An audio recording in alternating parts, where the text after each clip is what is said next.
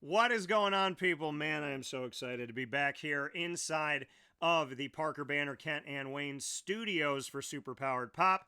Parker Banner Kent and Wayne, as you know, PBKW for short, is where you go for your new and vintage comics as well as all your gaming needs. 21500 Catawaba Ave, Suite A in Cornelius, North Carolina, just outside of Charlotte. They are our exclusive studio partner for Superpowered Pop, and I've been doing video reviews, non-spoiler and spoiler reviews on our YouTube channel at Superpowered Pop. But now to be sitting in the studio surrounded by Iron Man and Daredevil and Spider-Man. But of all of these heroes, there is no better on the screen right now than these two, who I'll call them heroes because I was going to Comic-Con by myself, covering it with Superpowered Pop for many years. And when you can go with friends, there's something to that just changes everything. So for Lisa Simon as well as Dawn Fasulo, they're joining me in this edition of Superpowered Pop as we celebrate New York Comic Con 2026 and 20 years of awesome. Ladies, how are we? Hello. We're good. How are you? Doing very well. Happy to have you here. So obviously I'm rocking the Superpowered Pop gear. And as people know, if you go to wakeupcalldt.com, the merch store is there for all of our shows. You can click on it and shop, and then we send our direct links. But I'm always wearing something that has meaning to the show I'm doing. So I'm going to ask you, Lisa and Dawn, why did you choose the shirts that you chose today? Oh, I picked my Loki shirt because I love me some Loki. He's my favorite. And I can't help it. I love Bluey. He's so cute. John got me this shirt that says, "Here come the grannies," and I just think it's hilarious, and I had to wear it. She gave it to me for my birthday. It's funny. Yeah, well, I mean, but it's the characters you love, and I didn't say anything to you about like, hey, think about what you're going to wear and this and that, because I know that the three of us are alike in the sense of we're going to put something on that we enjoy. And so, I mean, I will wear the Punisher all the time, everywhere I go. I wore it yesterday, Batman and whatnot. So I've realized in my life, if you don't like the fact that I'm going to wear Marvel and DC and whatnot, we're not going to work out. So I like the fact that I didn't say anything to you about, what are you going to put on? And you both chose things that you love, which is exactly who you are. So I appreciate it. It's so funny. I was thinking since last night, I'm like, what shirt do I want to wear on the podcast? And I just thought that I was like, I just love this shirt so much.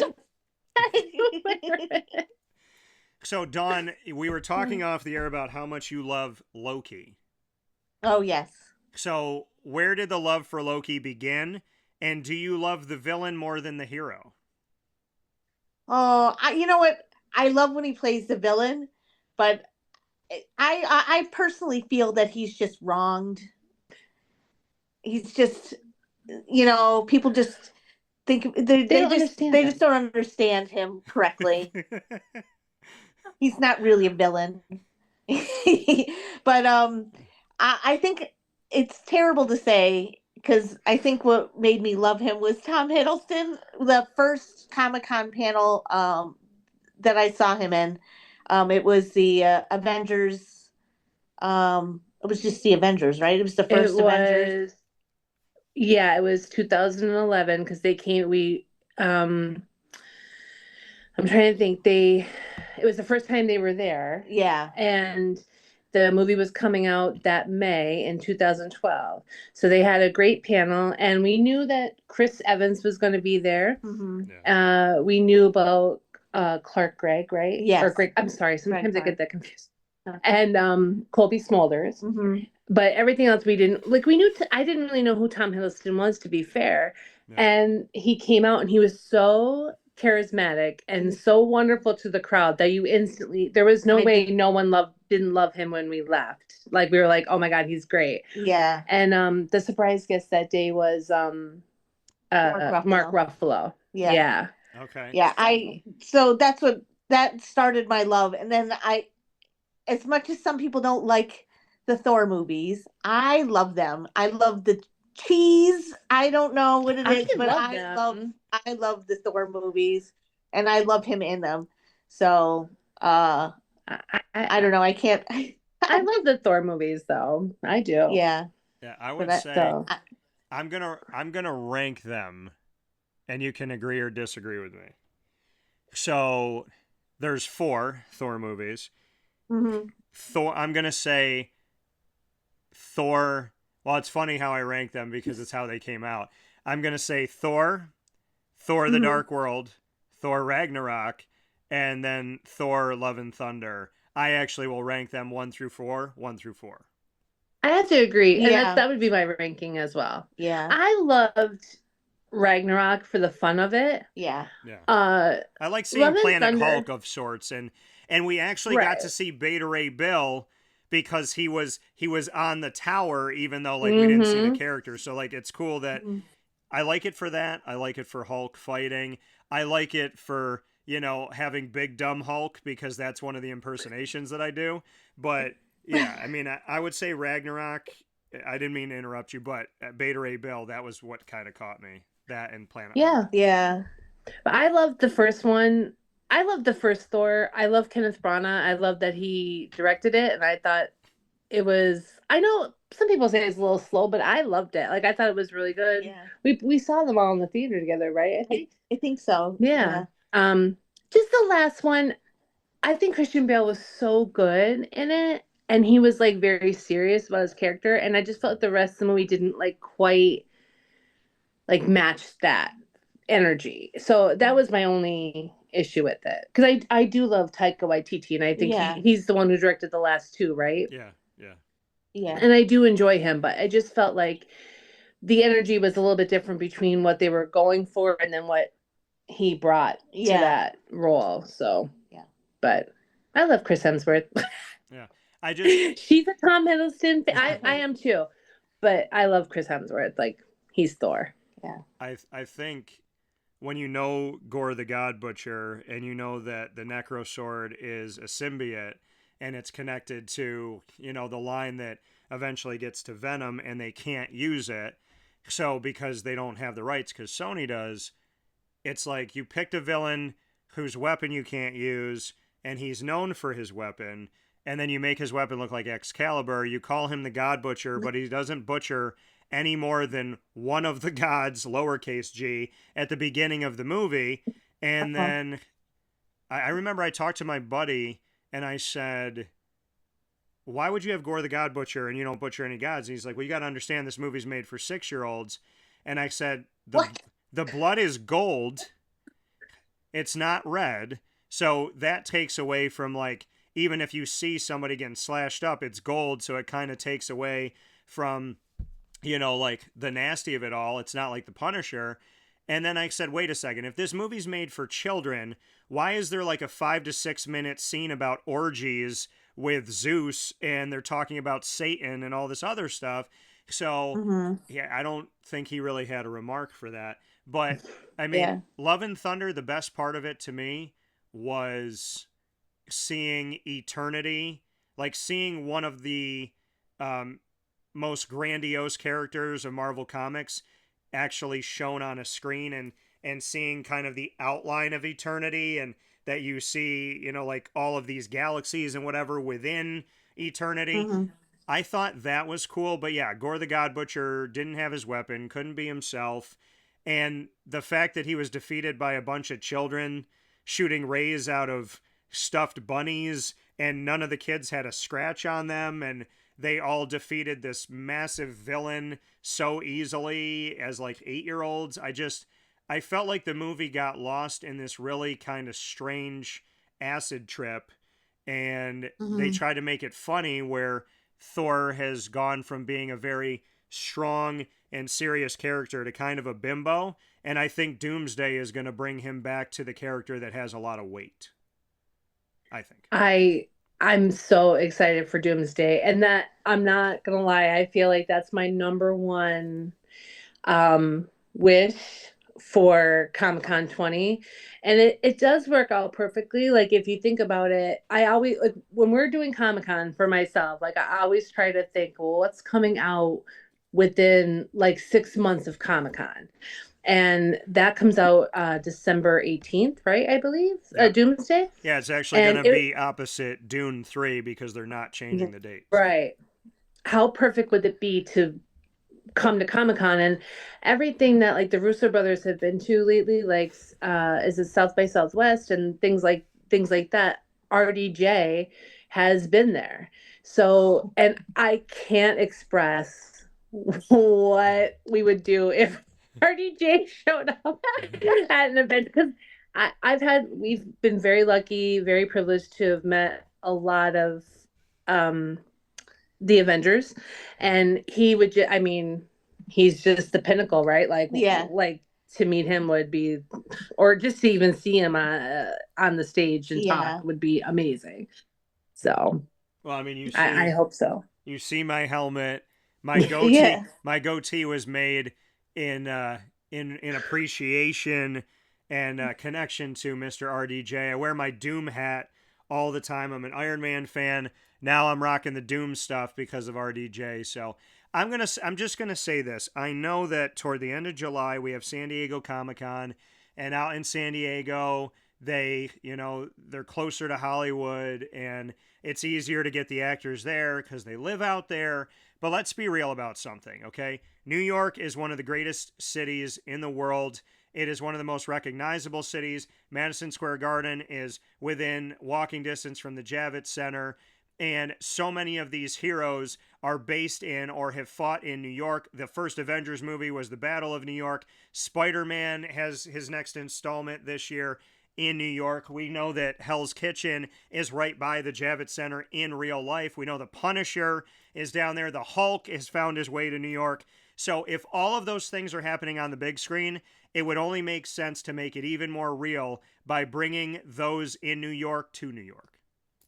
Yeah. I would agree.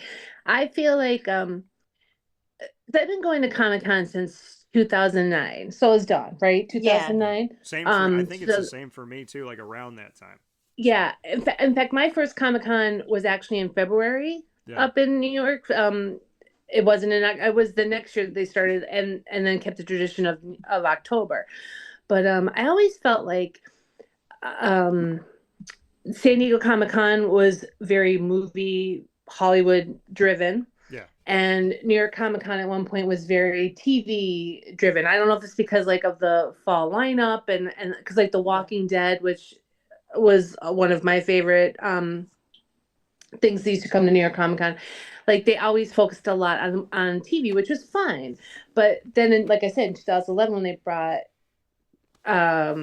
the Avengers and they started bringing in a little bit more movie stuff, like that was wonderful. And I really do hope that continues. Like I don't mind that it's more TV orientated. Like, they always give like oh gosh, we've seen so many first episodes, second episodes of like Agents of Shield and was this on Beauty and the or that movie that show the Beauty and the Beast that you loved? Oh my God, what was it called? Or the Beauty, I don't remember, but I think it was called I can't remember now. But last year we got I think it was called it was called Beastly, wasn't it? And he had the tattoo. Beastly, yes, you're right. So I hope the trend is Tony and Ziva, right?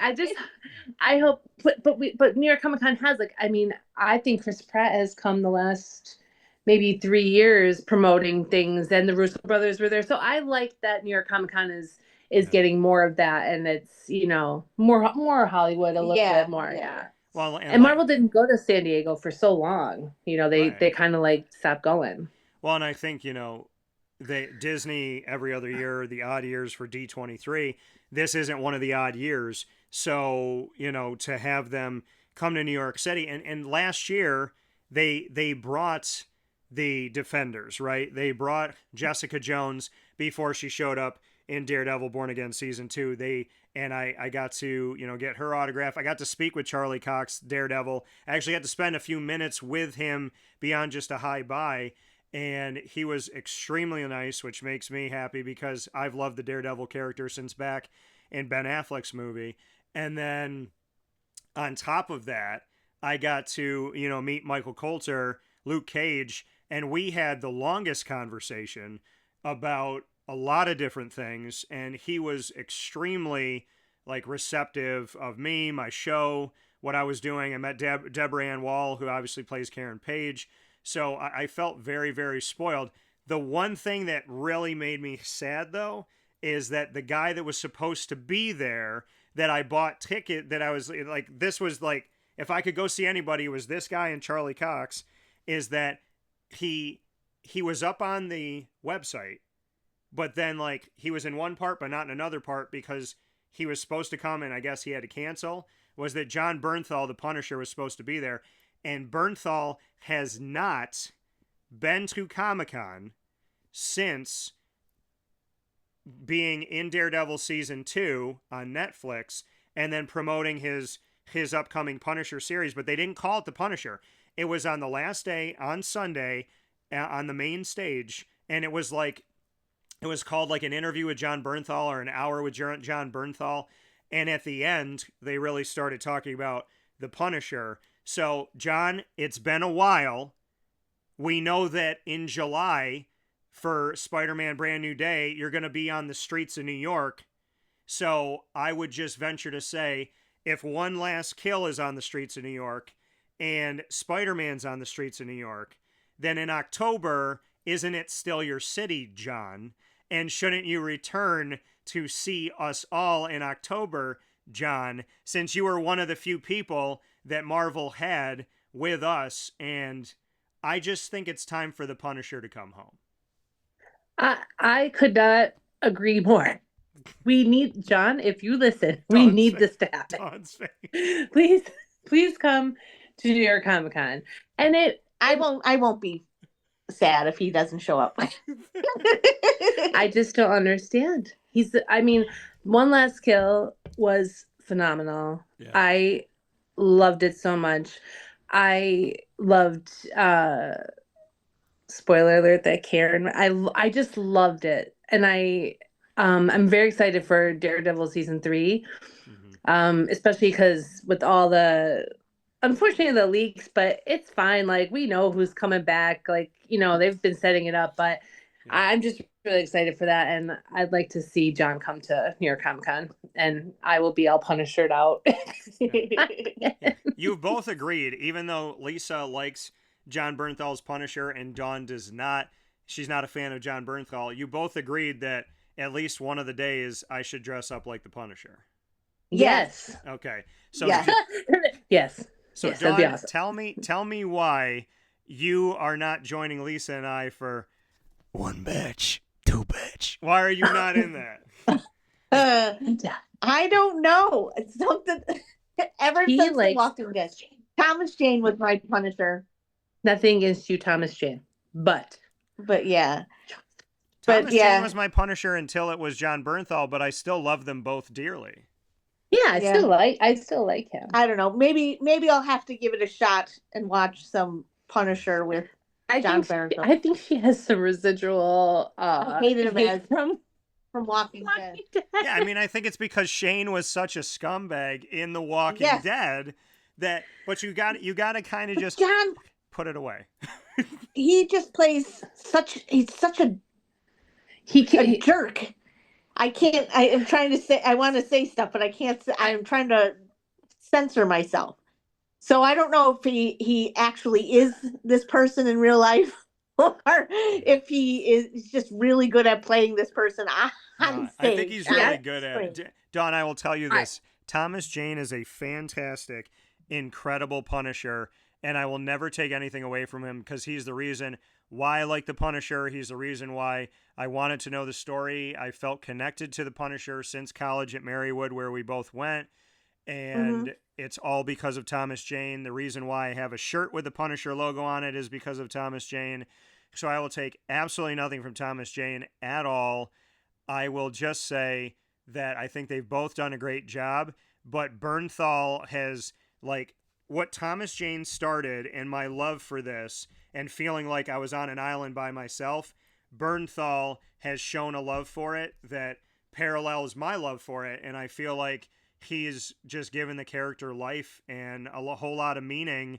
And it's funny, I won't say who I dated back in the day at Marywood, but I talked to her like 20 years later. This was recent, like last year I talked to her, and at the end of the conversation, I said something about the Punisher, and she goes, yeah, I vaguely remember that you had an affinity. She's like, you've always had a connection to the Punisher. And I said, that's right. I was like, penny and dime. So like always. So Thomas Jane started it. Jon Berthal continues it. And Dawn, I'm telling you, for everything that Thomas has been, Bernthal, like, he just, I don't know, he like meets my passion for the Punisher, and that's why I respect him. Well, I follow John like outside. I mean, besides I follow him and like listen to interviews and stuff. And I think he's so different from those characters. I think he was that guy at one point. Mhm. He says as much, like he was that guy, and then something happened where it just changed him and sent him on a different path. And I just think he's like a super nice guy who can play this type of character really well. You know what I mean? He just has that way about him. But ever since, I mean, I actually loved him in The Walking Dead because he was such a, because of the way he played Shane and the way they developed that character, because the comics are so different. Like, he's dead in the first comic, and they liked him so much he stayed to the second season. But I just think when I saw him in season 2 of Daredevil from Netflix, there was just something about those scenes, especially with him and Charlie Cox, that were just fantastic. And it just sucked me right into that character. And I've been devoted to that character ever since. And Daredevil, like, there's something about that show, whether it was when Netflix had it and now Disney Plus, which makes me really happy, because I did worry slightly when we went to Disney Plus. Just because I didn't know if they would retain the kind of content that I was used to and what I wanted, because I really did like the Netflix show because it was so dark, it was so real, it was like just so gritty. And they have. I mean, I know the first season was, some people say, was a little off, and that's due to like the different showrunners and such. But I love the second season. Like, I loved season 2, and I just, I have a lot of faith in it, and I just love the dynamic between all of the characters, John included. So what we've realized here is that Dawn and I are more apt to hold somebody to the fact that they're a homewrecker than Lisa was.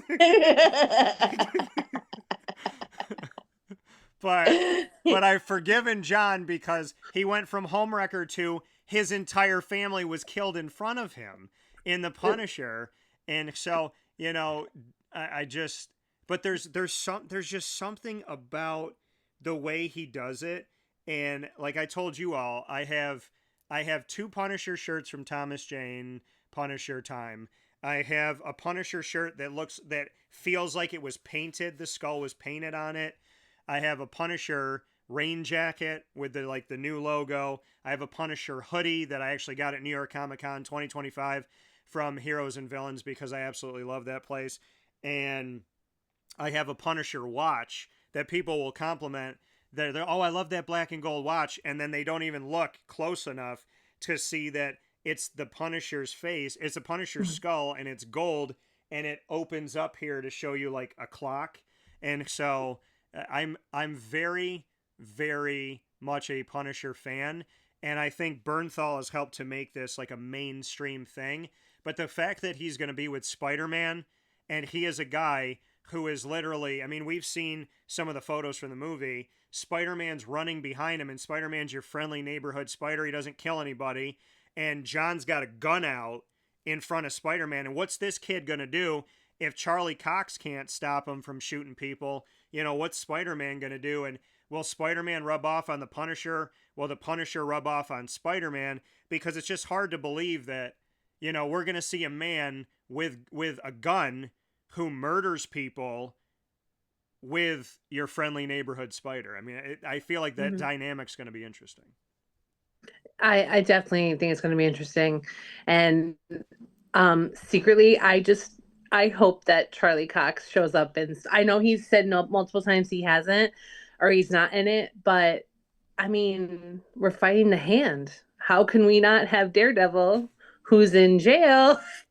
Yeah, who's in jail? And there's the whole scene of they're like, why is Spider-Man in jail? Why is the Hand in jail? What are they doing? And I'm like, well, Charlie Cox at the end of the Daredevil Born Again season 2 is in jail, and the Hand doesn't like him.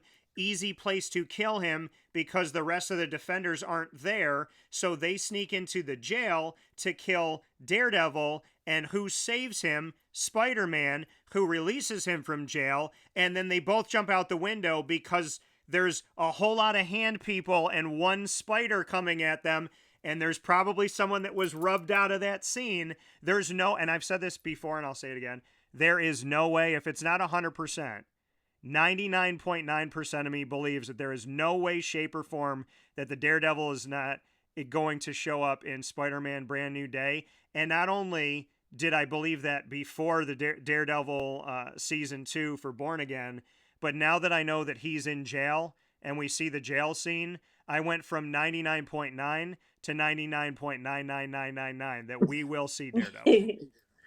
Same. And as we know from like the Spider-Man, is it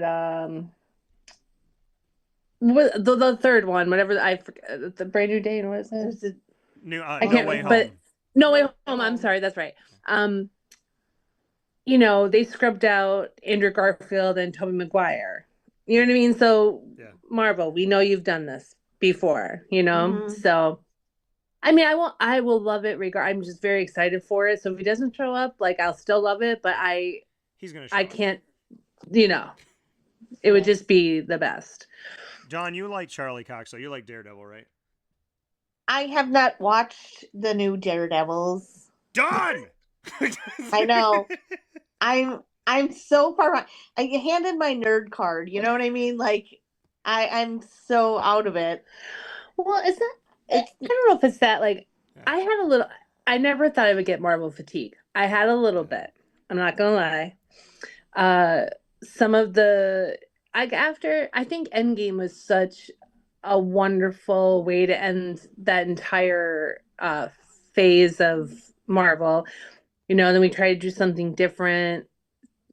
Things happened. People were fired, different directions. And I sort of lost a little bit. Like, I watched Loki. I watched Winter Soldier and Falcon Winter Soldier. Falcon Winter Soldier. I loved that. I loved. My favorite was Hawkeye. I thought that was wonderful because it reminded me of what we had with those first 10 years, like the movies. But then I kind of I didn't see Miss Marvel yet. I haven't watched. There's a couple one it's She-Hulk. not that I didn't watch it. She-Hulk. I watched She-Hulk just because I love Tatiana.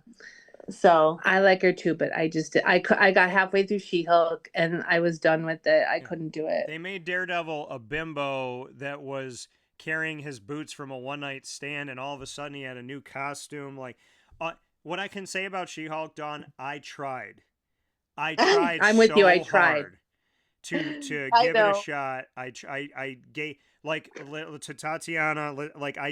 I did everything I could, but from twerking with Megan Thee Stallion to having some weird old video game version of the son of Hulk with Scar and his face just looking generic and strange, to Daredevil being like a one night stand. I honestly felt like they took She-Hulk's amazing opportunity and turned her into a green character just trying to have sex on a dating app. Yeah. I agree.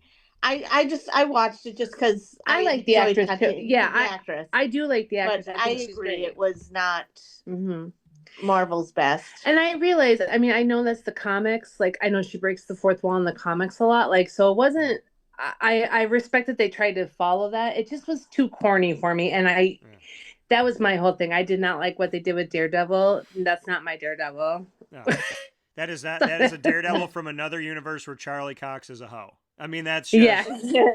But I will say it too in this vein though. I would like them to not give up on She-Hulk, and if Tatiana, who allegedly is not going to play the character anymore, I would love them to still. I want there to be a heartbeat for She-Hulk, and I think She-Hulk also suffered from people know Deadpool breaks the fourth wall, and I think a lot of like the kind of average run-of-the-mill fans of these movies know that it's a Deadpool thing, but they didn't know that She-Hulk did it. And so when she did it, people are like, why is she doing that? Because they thought it was a Deadpool thing, not knowing that they both do it. So I think because she's a lesser known character, mainstream, and because Deadpool came out first and it did so well, I feel like she was kind of affected by how good Deadpool was and how much people don't know about She-Hulk and that they didn't give the character justice. But with all of that being said, I hope that we get to see She-Hulk again because she works with the Fantastic Four. She's a part of a lot of things in the comic books, and I don't want to see her go away. And I love that she's the marrying of Hulk and Daredevil because she is gamma radiated, but she's also a lawyer. So I'd like to see them keep her going. Mm-hmm. I feel the same way. Yeah. I don't want to give up on her. I just wasn't into that particular series. Show. Yeah, that show. Dawn, would you be okay if She-Hulk was not Tatiana? It depends on who they choose. Okay. But I guess I'd be okay. It's just I loved her from Orphan Black, and like everything else that she's done. But like Orphan Black is like one of my favorite shows of all time, and so she was fantastic in that show. So I love her as an actress. So I loved that she was in the Marvel universe. Mm-hmm. So I guess it depends on who the new She-Hulk is. But I think I'd be okay. What if the new She-Hulk is Jon Berthal? Would you be okay? Boo! Maybe we'll see her again in Secret Wars. That's what I was thinking. Maybe I feel we like we have to see her in Secret Wars. Mm-hmm. But there's been the talk that maybe she's not playing the character anymore. So if she's out, like if they signed her for that one show and then she doesn't want to, they would have to find somebody else. But I mean, whatever happens, Secret Wars, She-Hulk is a part of it. So yeah, I feel like she has to exist. That would be for next year's Comic-Con. And Tatiana was actually at this past year's Comic-Con next to the Defenders. So yeah, and I didn't get an autograph. I missed meeting Tatiana. I just ran out of funds. I was gonna say that's what happens to us every year. Like we plan Comic-Con, we plan to, first it's save the money for the ticket, then it's save the money for the hotel room, then it's save the money for the autograph and the photos.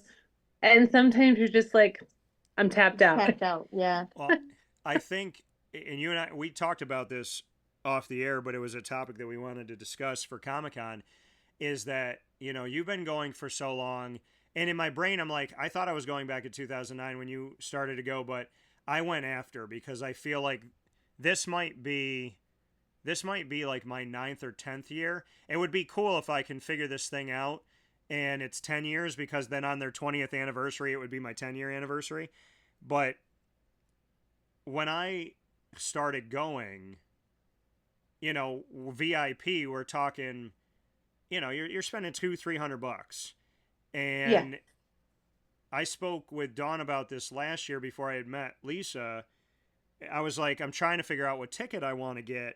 And 2 years ago, it was $600 for VIP.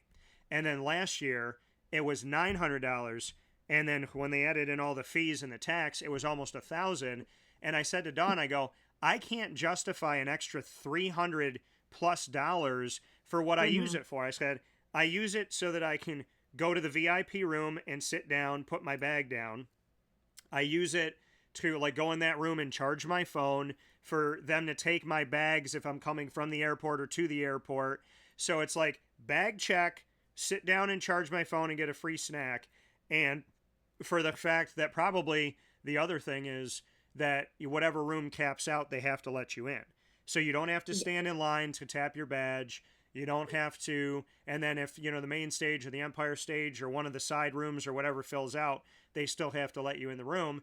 So I actually said these words to Dawn. I said, for those 3 things I use it for, I can't justify $300 to take my bag, let me sit down, and put me in the room.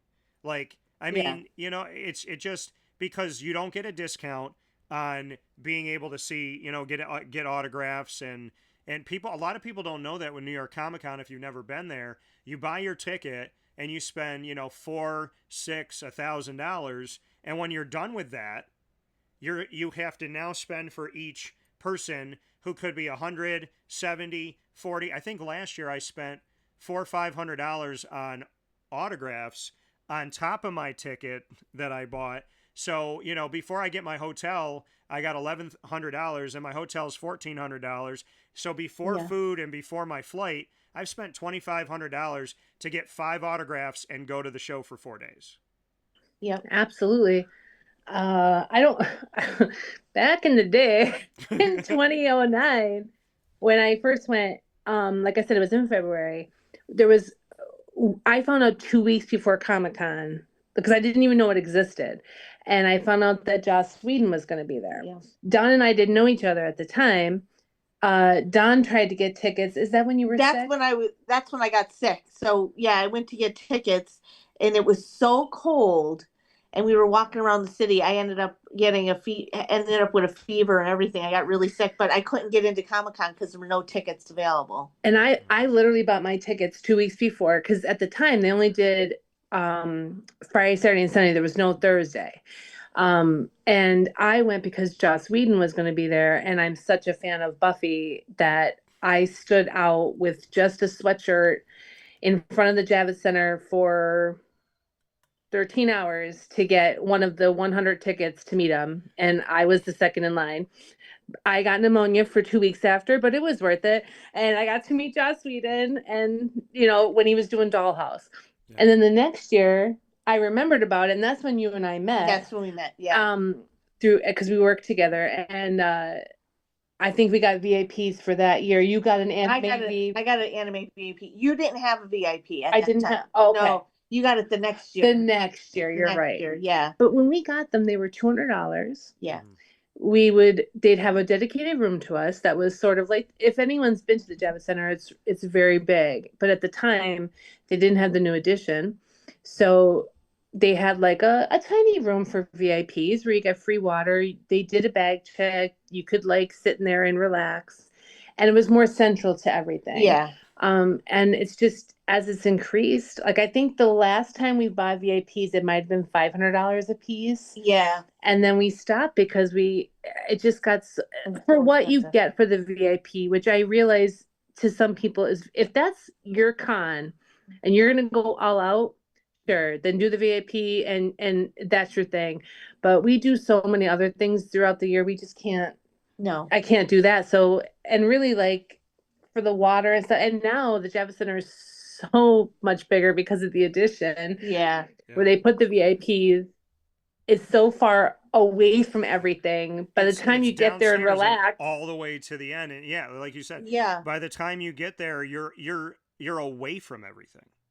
Yeah. There was many times when we did finally get the one year we did experience the nice new room and where they put it, and there was many times that we were like, we just don't feel like walking all the way to the other thing. We're gonna sit here, and that's terrible too, because I didn't pay just to be in the VIP lounge. I want to be out on the floor and doing stuff, but the Diet Cokes were nice though. Yeah, it was nice. The snacks were nice. Yeah, I like that I go in there. I'm like, do you have Coke Zero? And they're like, no. I was like, I'm a VIP. You can go find Coke Zero somewhere. Right? That's what that concierge is for. They're supposed to go find that for you. Yeah. Well, for $1,000, they better go find it. They better find it for me. So, because that. Go ahead. Sorry. I mean, you have to think about, not only did we pay all the money, but then like to eat in the Javits Center is expensive to eat or drink. So that's why we come bearing, we'll stay at a hotel that has free breakfast and we will load up on stuff and bring it to the Javits Center with us, so we don't spend as much money because Don paid $5 one time for a banana. A banana. Banana. Yeah, I feel like, well, I got a taco from the taco trucks that are just outside, because inside the Javits Center is extremely expensive, and then outside of it, the food trucks are ridiculous that park there. The food is good, but the price is crazy.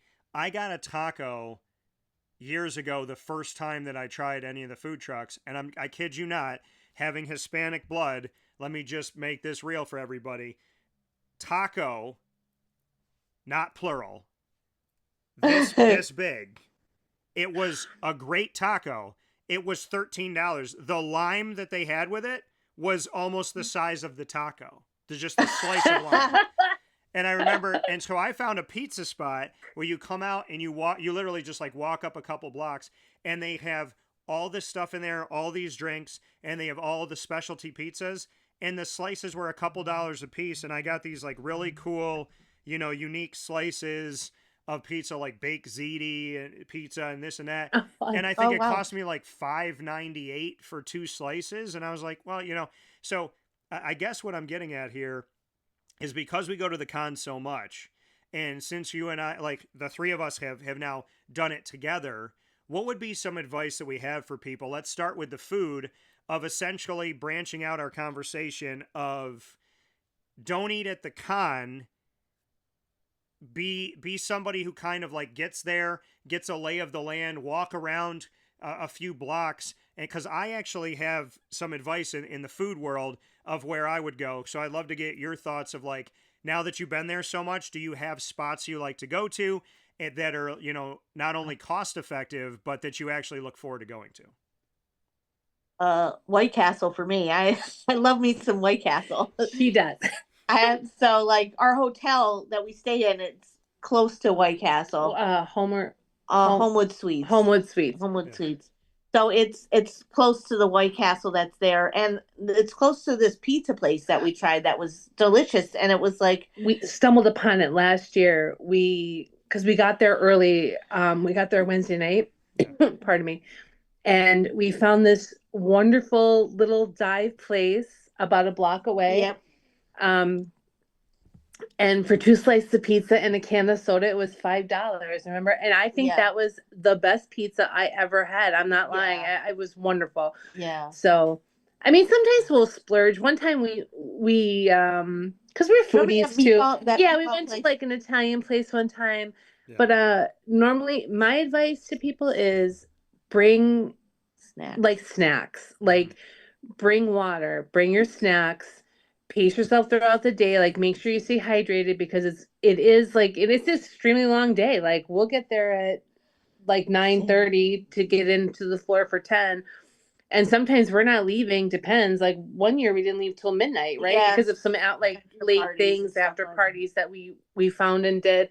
Yeah. So bring your own stuff. And then, like you said, like look for places that around there or around your hotel that's you know what also is wonderful, always ask your front desk person, because we asked some of the people that worked at our hotel, and they were so wonderful, and they told us all these different places to try. We were telling them like we're on a budget, we were honest, and that's how we found the pizza place like down the road. So that's great advice too. Just ask somebody in your hotel if you're staying there, where they might recommend for you. And steal the bananas from your hotel so you don't spend $5 on bananas. Yes. Oh yeah. I take a banana. Did I take a banana? Sometimes when they have the bananas, I take the banana with us from the breakfast. We put the breakfast is delicious. I distinctly remember you both talking about, we stay where we get a free breakfast. Do you get a free breakfast? Because we get it. Like, you were very excited about the breakfast. Which yes, always the free breakfast. It starts the day, and we're allowed to bring it with us. And Comic-Con lets you bring it in. So we're like, I remember they always, for safety reasons, they have security dogs there, and they have to sniff and stuff. And they found my breakfast. I was like, no, puppy, that's my breakfast. Yeah. I can picture Dawn with the banana from the free breakfast, and the dog comes over to it, and she goes, "No, my banana. My banana.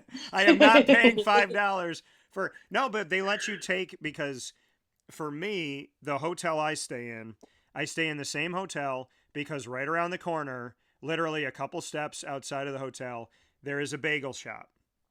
And I love New York City bagels, and I don't get cream cheese anywhere in the world except for New York City area.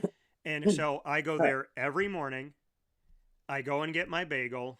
I get my, bacon, egg, and cheese with my egg everything bagel, or I get my walnut raisin cream cheese with the egg and everything bagel. And now what I've started to do is I get the bagel I want to eat, and then I grab like another bagel or two for later because the bagels are so soft and so flavorful with nothing on them that like I'll eat them in the middle of the day because you're there for 10, 11, 16 hours in any given day. But I will not tell people where I go because last year I was like, I went there every day and like I go in there and there's a few people and there's a few people. And then I went in one day and the place was mobbed. And I was like, I want to tell people that I love deer. Like I'll tell you guys, but I don't want to tell everybody because I don't want to wait in line for an hour when I know I'm going to be going to Comic-Con with 160,000 people. So yeah. We did that. We've stayed various places. Like we've always, oh my God. I think this is truly the only time, like the last 2 years we've stayed at, the same Home to Suites. Yeah. Or whatever it is. Homewood Suites. Homewood Suites. But, we've stayed different places. And the one time we stayed at that one place that they shoot Law and Order at. Oh yeah. Where they, have the sketchy, the sketchy motel and stuff. And but the hotel was fine, but they do film there. It was and there was big. It was big. The room was really large. And there was a nice bagel shop down below, and we did that a couple times, and that was really good. Like New York really does have some of the best bagels and the best pizza. No lie. Yeah, I got my. I mean, we're from NEPA, and then so we do have some good pizza. Yeah. I'll say it's like the bagel shop and the pizza place that I go to. It's like come out of the hotel right around the corner, and then pizza shop. It's like go there and then go left and go down a few blocks toward Madison Square Garden, and it's like in between the garden and the Javits Center as you're walking down the hill. It's right there. But they had like eggplant parmesan pizza. They had all different types of stuff. But I will say this to you as we talk about bring snacks, which I said I act like a dad, even though, I'm not a dad to a human. I have my dog Lily where I'm her dad. But I say I always pack, and I do this when I go to Disney. I do it when I go anywhere, when I cover events for sports or entertainment, is that in my book bag, I have a system of I'm bringing rain, I'm bringing my water, my giant water bottle, and because this is like 2 water bottles that are within that, so I'm bringing my thermos, and then I'll have like the goldfish crackers, I'll have the protein bars, the Welch's fruit snacks and whatnot. So how important is the snack bag to the day is what I want to talk about next. I think it's very important. It is. I always have my peanut butter crackers, and what else do I usually pack in there? It's mostly peanut butter crackers, and then the breakfast, and those bars. We like the nature ones. Yeah, Nature Valley bars. Nature Valley bars. Yeah. Yeah, I think it's very important. And whatever fruit we can get. Yes. Yeah. But yeah, I always have the apples and stuff. Yeah.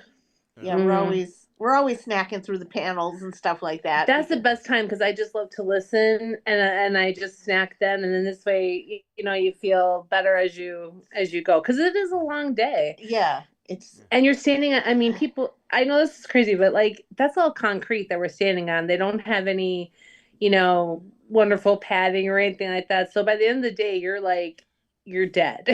Yeah. Tired. Well, I think too, it's a wonderful tired though. Right, but you get like I'll get a different type of headache, or I'll be like a different, like it's like if I'm not eating all throughout the day, picking my times or drinking my water, because like we talk about, I mean, there's people everywhere, and you're walking and you're doing so many things and you're so involved, and I'm covering it for Superpowered Pop, so I'm like work and play, and I find myself having a different type of kind of like feeling in my head where, you know, it could be 11 o'clock in the morning and I've only been there a couple hours, but my body's like, you need to make sure you're well rested. You need to make sure you're drinking water. Like, my body will tell me, be prepared for this. And I've been there enough to say to myself, like, I don't want to hit 6 o'clock and I got a headache when I got 3 more hours and I'm going to go see like a screening at 9 o'clock at night. So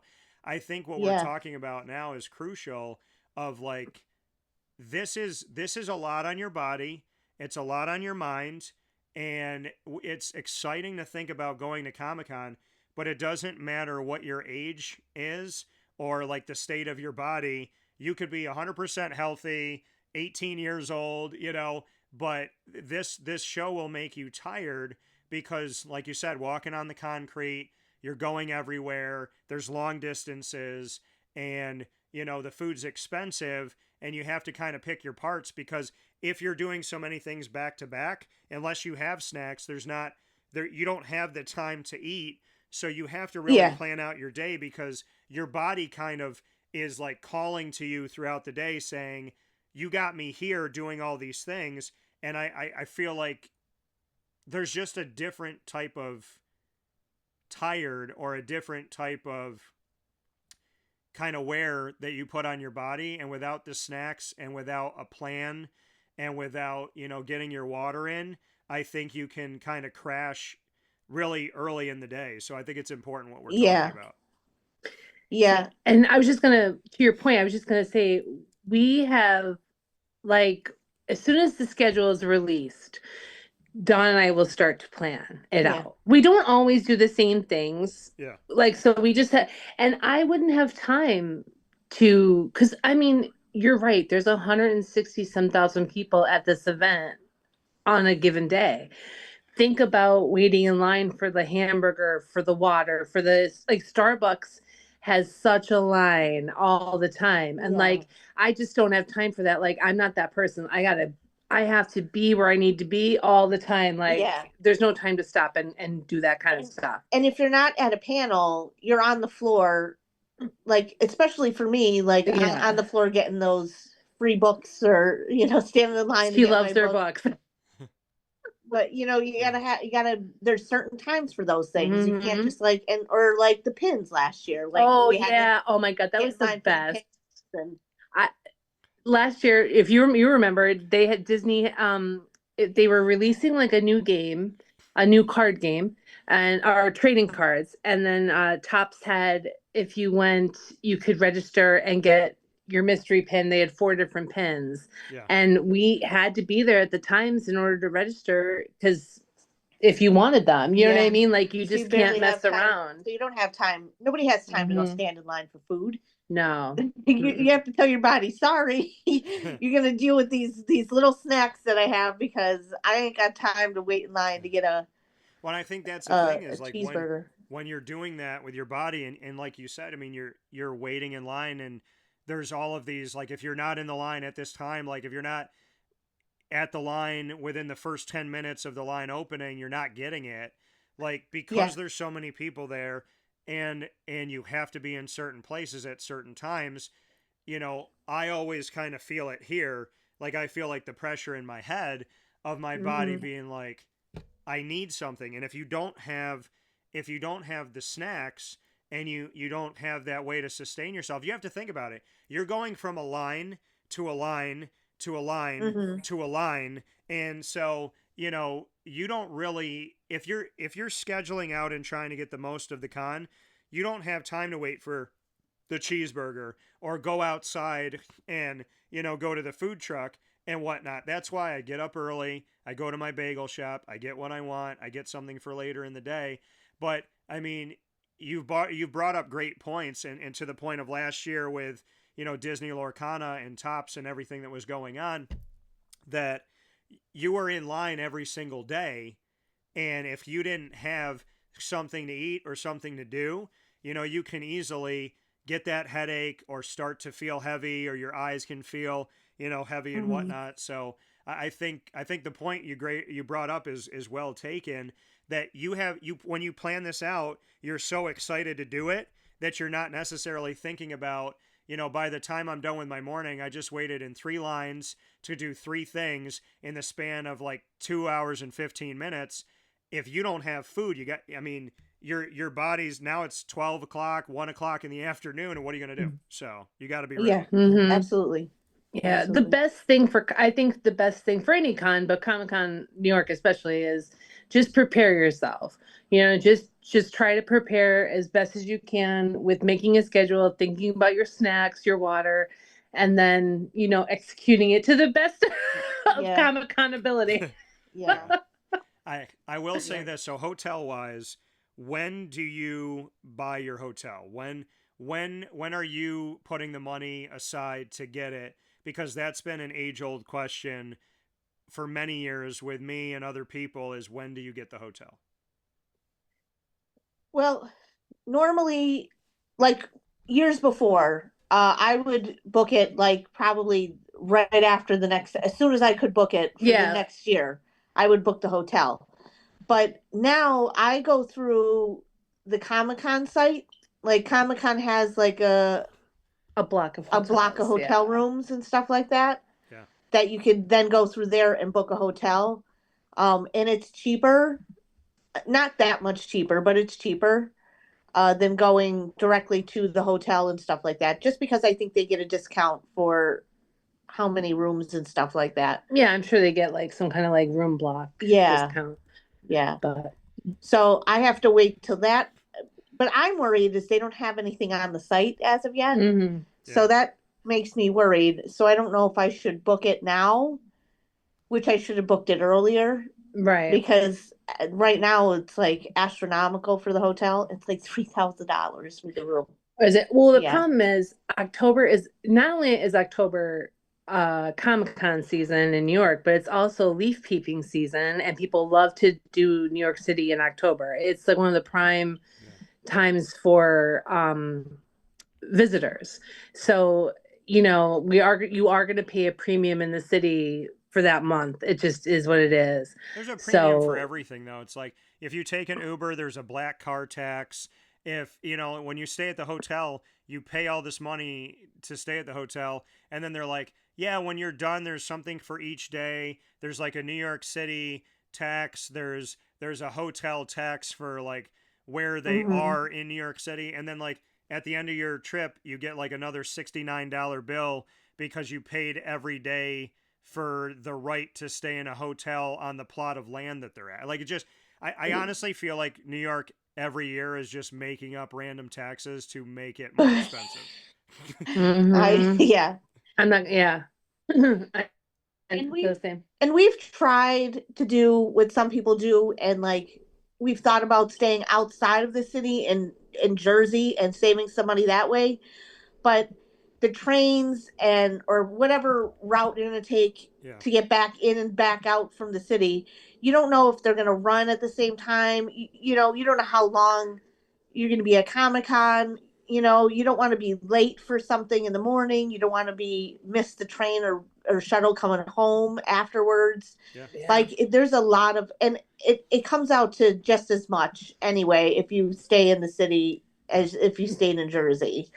So we learned our lesson. I stayed in Jersey on an Airbnb, and not only do you have to pay and you have to take that ride in every day, but I had like 2 or 3 Ubers cancel on me because they didn't want to take me into the city. Right. We it wasn't for Comic-Con, but I feel like we learned our lesson one time. We had audience tickets to Regis. Was it Regis and Kelly? Or Kelly and Michael. Kelly and Michael. And we left early here. We left in plenty of time. And there was a traffic jam in the Lincoln Tunnel and a fire on the George Washington Bridge. And needless to say, when we got into the city, we did not make the show. So I was like, we're never counting on that again. Yeah. I think you got to be in the city because you're going to spend money, but I feel like once you're planted in the city, you can pretty much walk anywhere. And I Yeah. feel like it's Yeah. like bite the bullet, and you know, if you can spend the money that you have to spend to be there, because once you're there, and then you know you have the functionality of, you know, we've been doing it for years, so we know our spots that we're going to go to eat, we know the hotels we're staying at, we know the, you know, the blueprint of the Javits Center, and it's stayed pretty consistent. Artist Alley used to be way down on the other end, now it's down in the basement. So like the three of us know it, but I feel like to other people, I would say it's Thursday to Sunday. My best advice, get there on Wednesday so that you can get comfortable, and then get up in the morning. Get used to getting up early in the morning, get used to getting yourself over there, and I would say, being somebody who stays all the way through Sunday, that if you can afford it, do Wednesday to Monday. But at the very least, if I had to choose between earlier or leave later, I would say get there on Wednesday for Thursday through Sunday. But if you can, do Wednesday and then, you know, leave on Monday, because last year I left on Monday just for the peace of mind that I didn't have to figure out, because if you're not VIP, you don't have bag check, and you check out of your hotel, are you going to really want to lug your luggage around all day long with you? Right. Well, that's what our hotel is good. We could check our bags and they can at keep the it in hotel. front. Hotel. Yeah, I can do that too. Yeah. Right. Yeah. So that we do that. We trust them. We know exactly where they keep them, and they're really good about it. Like, they keep everything under lock and key until you come. You to show like ID that you're getting them, which is nice. And then where our hotel is, I just park the car like literally up the block, so it's not too bad. Our dream is always to stay till Monday, but we always get tapped out with funds, so we always stay. But one of these years, we're going to be able to stay and just relax Sunday night. We're going to take a picture this year where I'm going to be like, they finally made it to Monday, and you guys will be sharing the bed in my hotel, and I'll be on the floor or sleeping in the bathtub. So I'll be like, the price we paid, I'll be in Hell's Kitchen. So when I first started going to Comic-Con, we stayed in Hell's Kitchen. We would stay up at the Skyline, and it was wonderful hotel, and right across the street was a Skyline like a bodega, and he had wonderful food there, such nice people who worked there, and we loved it. And then Skyline closed, and that's why we've been like kind of hotel hopping until we found now the one we found we really love, and we like it there a lot. But yeah, it's a little pricier. It's a little pricier, but but it has the free breakfast, and it has a full kitchen too. Yeah. So like if we can take stuff and put it in the refrigerator. There's, you know, the microwave. It's like a full refrigerator. And the 1 year we must have came with cases of water and soda. I don't even know. Yeah, the first year we stayed at this place, we made a little bit of a mistake, and we brought too much stuff from home, thinking we would drink it and have it, and then we didn't. So we learned from that as well. Because we had like microwave popcorn, and we didn't eat any of it. We didn't eat any of it because by the time we came back, we were so dead. We were so tired. Yeah. I think sustenance throughout the day, water, and the snacks, like, it cannot go understated when you get there at 9 o'clock in the morning. And your last event starts at 9 o'clock at night. But I will say, I mean, for everything I love about my hotel, and I've stayed there for years, I would think this is a prerequisite in today's America, especially with the price of everything. My hotel does not have a refrigerator, so I have to like get up early and walk to like a CVS to get my cold stuff. And once I have that, then I'm good to go. But that was something where I'm like, my hotel has everything. It just doesn't have, you know, a refrigerator. And that's the one part that I didn't like. Also with my hotel, there's so many floors, as there are with many New York City hotels. And there's 2 elevators. They don't necessarily run that fast. So when I get there and when I leave, I'm going on the elevator because I'm not bringing my luggage down the stairs. But what I get used to, besides checking in and checking out with my luggage, is that I will. I'll use, if the elevator's taking too long, I'll use the stairs, because they'll like have one elevator down and one working, and there's 30 floors. So I'll try to stay on a floor, hopefully 8 or lower, and then I'll just, get my steps in early in the morning, and I'll just run down the staircase so that I could do what I need to do. So I think that's another thing to look at, that, you'll be at Comic-Con and you'll hear people talking about, like, oh, I'm at a hotel and my elevator doesn't work, or it broke down today and I'm on the 20th floor. So just remember, October can still be warm. And another thing that's understated, when you check in a hotel, ask if you could stay on a lower floor. And on top of that, kind of gauge your situation, because I've been in situations where it's warm and I have to think about, do I want to run down the staircase, or do I want to stand here for 20 minutes waiting for the elevator? So. Yeah. Ours has 3. I think ours has 3. Ours does have 3, but even that, like, Sunday's the worst. Not so much getting in on Wednesday night, but Sunday it's a crapshoot what that door is going to open and how many people are going to be packed. Yeah. Well, that's the thing. You're in New York City, so in your brain you're like, okay, I'm gonna get my breakfast, I'm gonna get on the elevator, but you're not thinking like 30 floors. There's 1,200 people staying at this hotel. Everybody's trying to eat. Everybody's trying to get downstairs. So, I mean, you really kind of, to the people that have never been yet there, this is another reason why we're doing this show today specifically, because we want to give you advice and give you a lay of the land. So let's go into, I want to go back to VIP with you both here on Superpowered Pop. I want to let everybody know, because the website has now put out, and maybe this is their way of trying to validate the fact that they've risen this thing almost $400, is on the New York Comic-Con website. They now have a thing that literally tells you, this is what we're giving you for VIP, and maybe this is their way to sell it. It says you have access to reserved seating in the Empire and main stage. So not only can you get into things that cap out, but in these areas, there's a left, there's a middle, and there's a right. And I never knew this until like 2-3 years ago.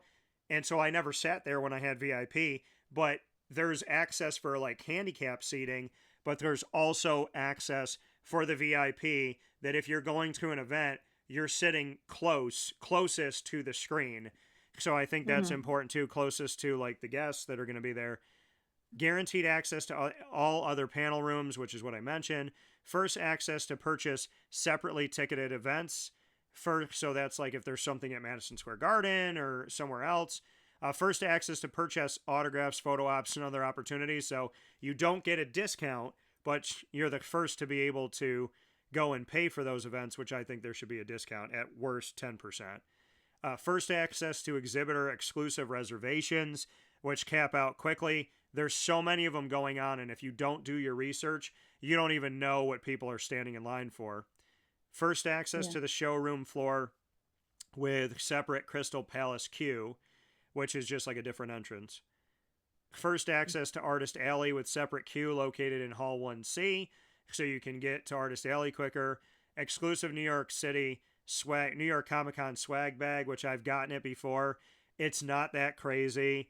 It's a tote bag, it's a pin, and a lanyard. I mean, it probably costs New York Comic-Con per person like $8. And then private lounge with refreshments, private ATM, and free coat and bag check, which we talked about. 20% off of all official New York City Comic-Con merchandise at the merch store at New York City Comic-Con 2026, which is a good thing, but you still have to stand in line. You don't get a separate line. Access to an exclusive hotel block. Access to fast pass lines for photo ops and autographs, which is like a newer thing. Event-wide VIP concierge available via text, which I did use, and I thought it was fantastic because they were really, really good with me when I used it. Digital access pass to New York City Comic-Con 2026. I have no idea what that is. VIP exclusive signings. Complimentary Thursday badge for a friend. So they do give you an extra badge for arguably the day that has the least going on. And then a $30 voucher for epic photo ops. So you do get a $30 voucher to use if you're going to do photos but not for autographs. So, I mean, listen, there is a lot of good in there and there is some meat to the bones, but is it $400 worth bump from 2 years ago when it was $600? No. I mean, just my opinion, not really. No. Because honestly, when we had, even at its lowest, we had a lot of those perks. And like Don and I also, we pay for the super fan access. Yeah. We're grandfathered in, so it's $100 a year Yeah. to get a link to buy the tickets first. And within that, we get some perks. Like I think it's 10% off merchandise, things like that. We get first access to purchase autographs and photo ops as well. Yeah. I mean, we don't get the rest of the stuff, but I mean, for what's important to us, what we need it for, I feel like the super fan is now they raised it this year. Super fan, if you did purchase it for this year and beyond, it'll be $125 a year. But because I've been doing it for so long, it's still 99 or the 100 or whatever it was. Yeah. And I did swear I was never going to do it, but I lied. And I did it. And I don't regret it.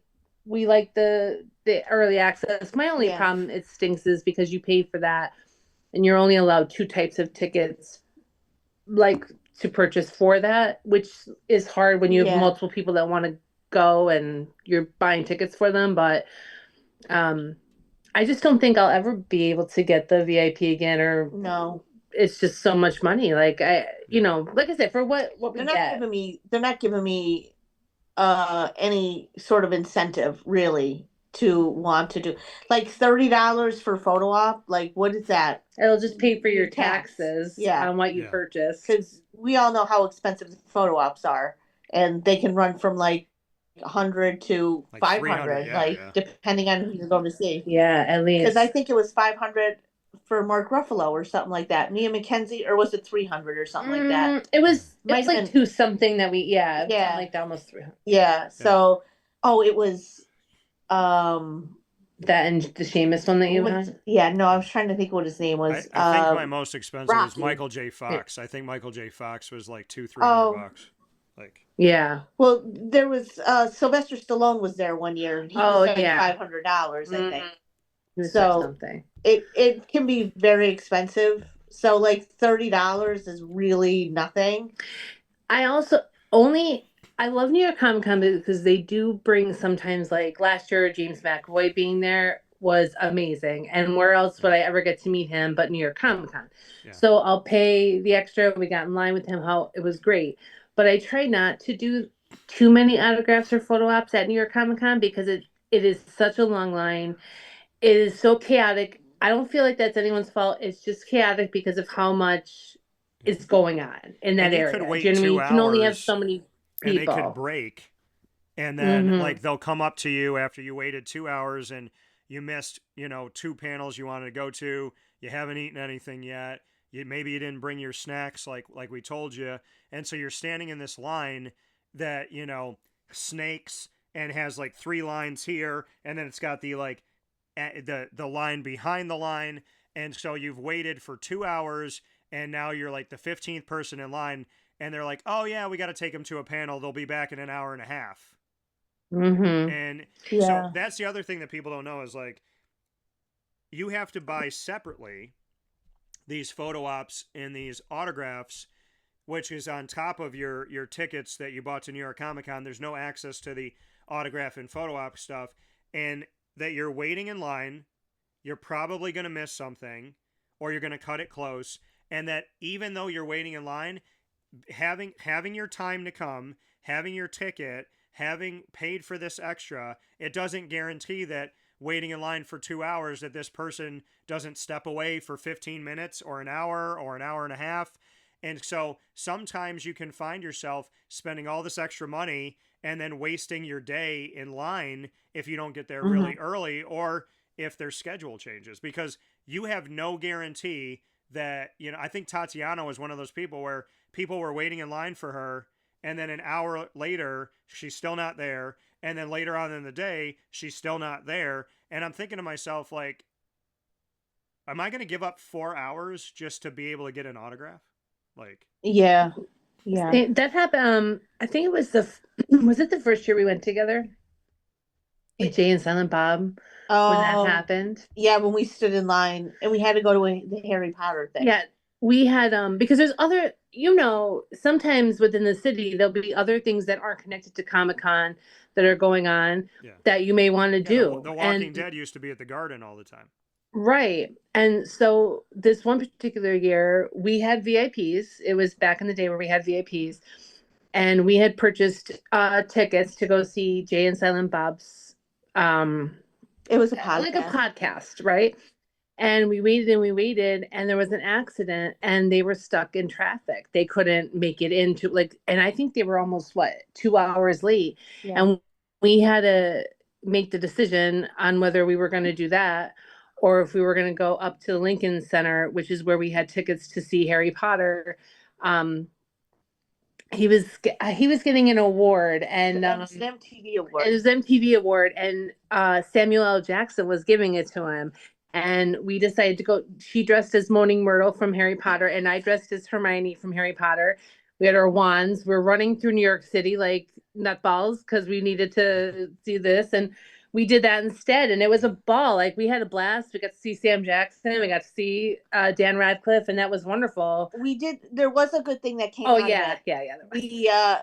While we were standing in line for the Jay and Silent Bob, somebody had come up to us, like they were coming up to everybody, but to see if we were interested in being part of a television show.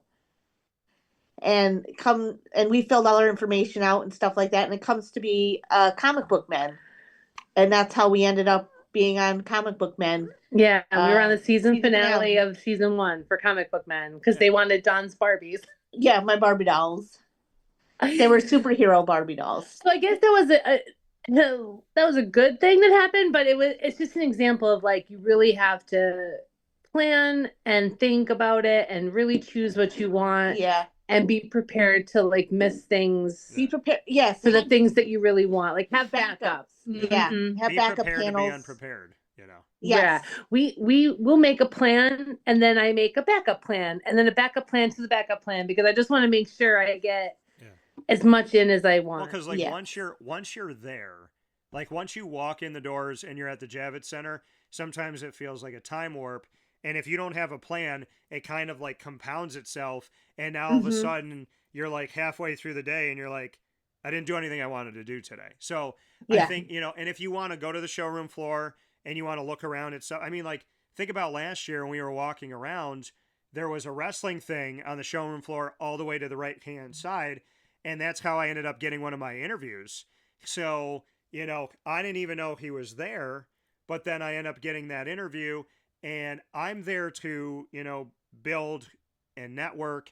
And, I got to talk to 50% of the Fantastic Four, but that's because I asked. Now, Deborah Ann Wall was really nice, but she's like, talk to this person.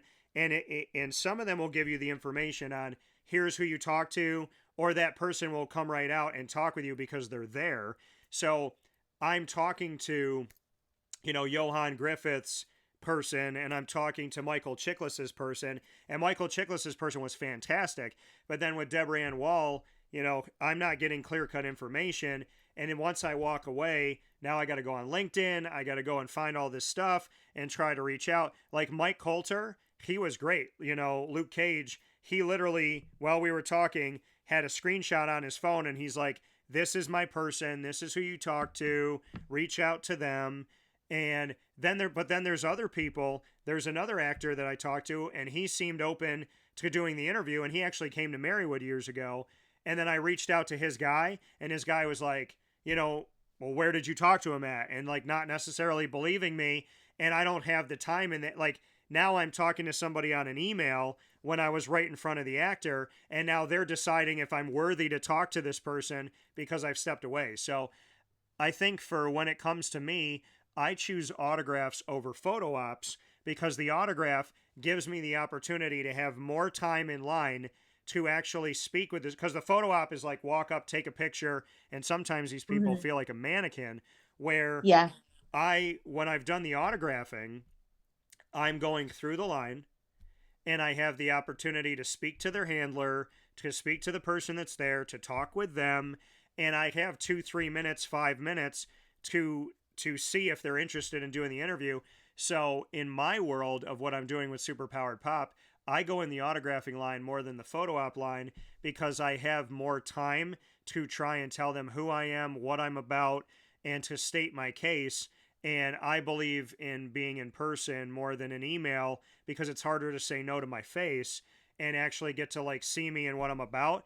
And what I found is the actor is usually more apt to do it than their handler is. So I have to trust God and my ability to show who I am in the elevator pitch, and then trust that actor to tell their person, I want to talk to this person. And in the case of Michael Chiklis and Johan Griffith, they went to bat for me, and I was a stranger, and I got to thank them for that, where some of the other actors didn't really go to bat for me. So now I'm emailing their, agent, and I will tell you this, more often than not, I mean, it's a 50-50 shot with an agent that they're either going to be somebody who believes you or they're going to be a gatekeeper that loves to say no. And now here we are, almost, a half a year from the last Comic-Con, and I'm still trying to get through to people whose actors were great, but the handler doesn't want to let me in. So from my point of view, like I'm dealing with stuff where I'm spending more money in order to network. And I'm really using New York Comic Con more than the autograph. I'm using it just to get the networking opportunity. But if that actor is not going to set it up then and there, I'm bouncing around, sending emails, just hoping for the best. I do. I collect.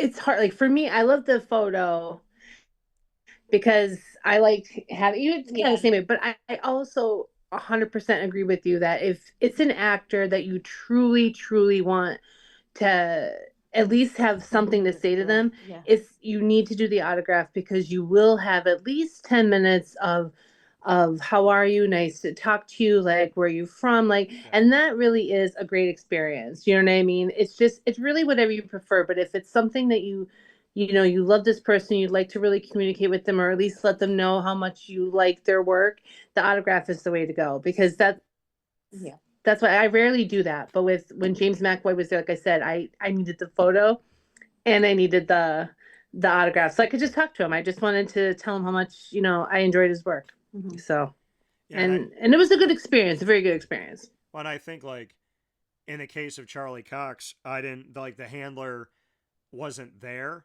but I got to talk to Charlie for a few minutes and you also have to feel it out because there's certain people I stood in line with and they literally like signed the autograph, barely looked at me and had like, they gave me no time of day. And I was like, okay, this was like a waste of money in the sense of how they were, because they would interact with some people, but not with everybody. And there was one person I stood in line with and the way that she barely interacted with me, I was like, I'm not even going to ask. But then, like I said, with Mike Coulter, him and I had like an in-depth conversation man to man where he actually came out from behind the thing and just stood next to me and we were talking like we knew each other. So, I mean, I feel like you got to kind of feel it out too. I do love those kinds of connections. Every now and then you will meet somebody that you look up to or that you enjoy and they're just so wonderful. And Norman Reedus. Yeah. I have to say, he's amazing. Such a nice person to talk to. Wonderful. Takes time, from the very first time we met him until like I've met him numerous times. We've met. He's always wonderful. I do not have one bad experience to say about that man. Completely wonderful. Sean Patrick Flannery, the same way. Yeah. Like there's a lot of them that they just take their so time good. And they'll take their time and they'll talk to you. They don't like gloss over.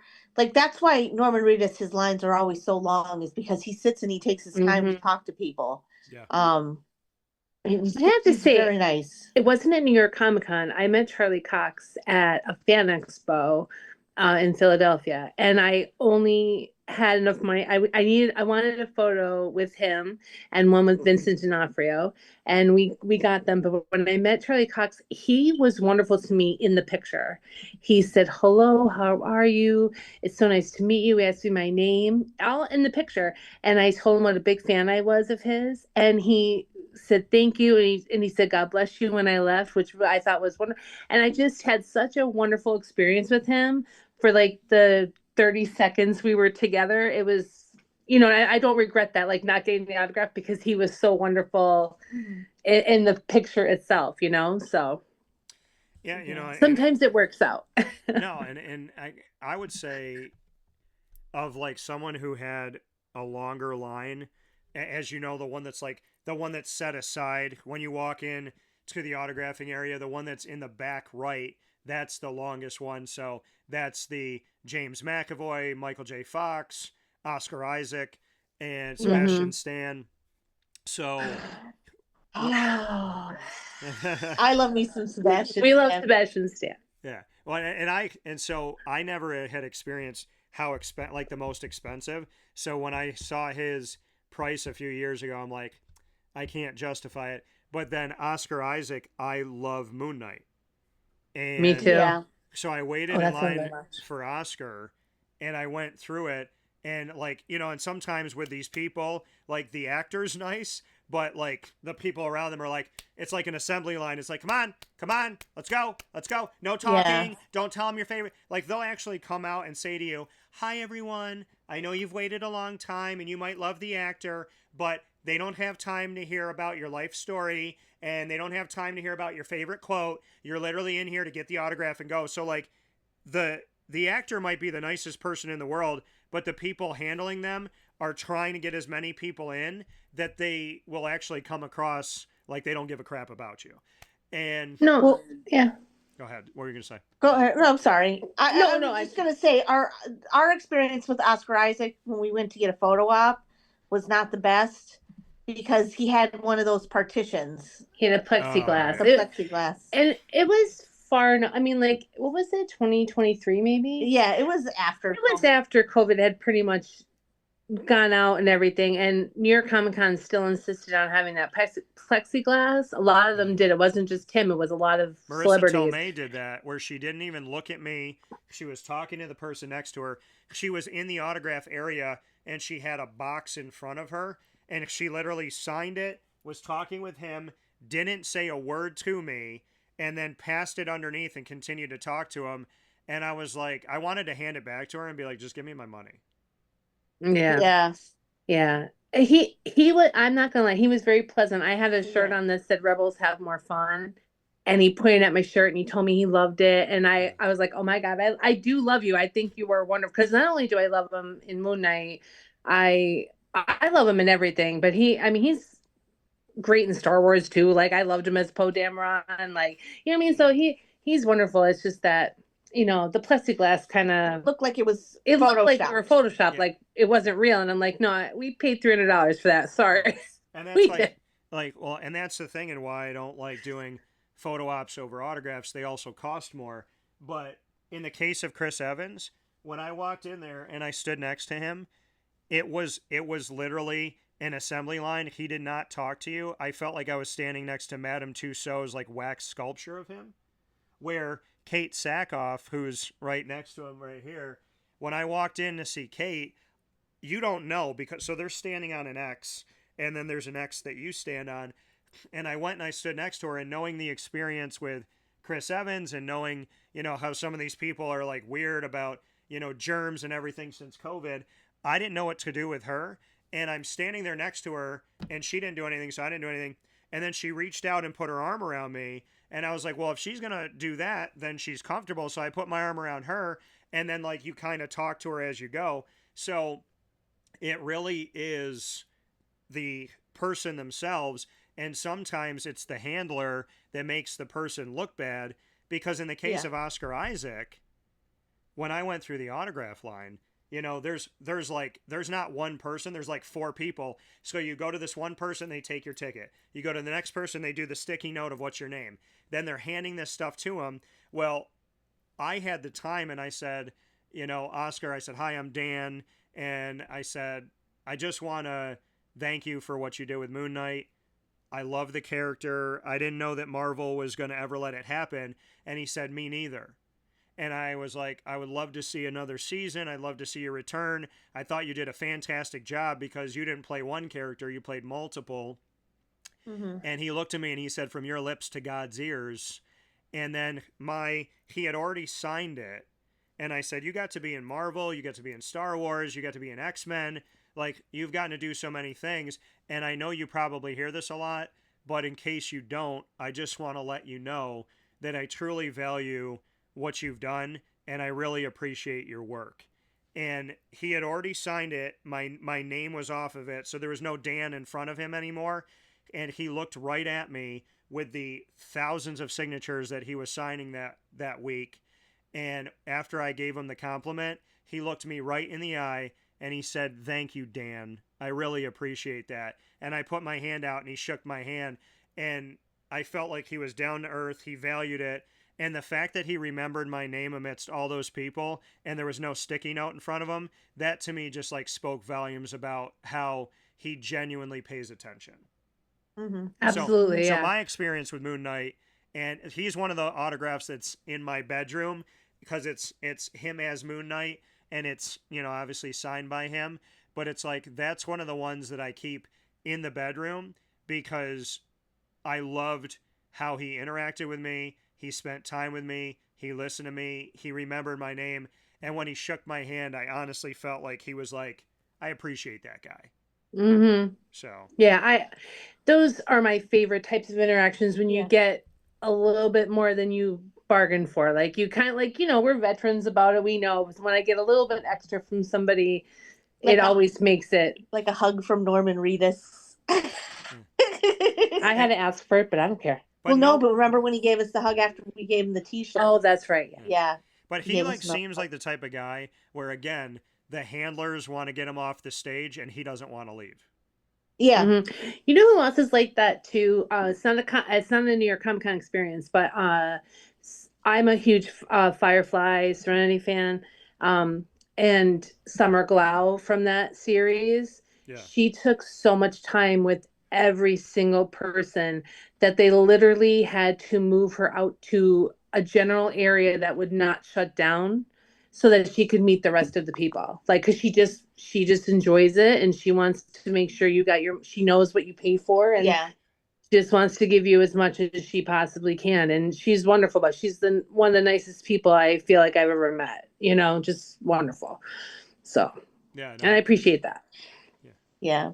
Well, I got a nice picture with John Barrowman. Yeah. I don't know. I'm not a huggy person. I don't hug people. I don't know what came over me, and I just latched on to John Barrowman like there was no tomorrow. I was like, I'm never letting go.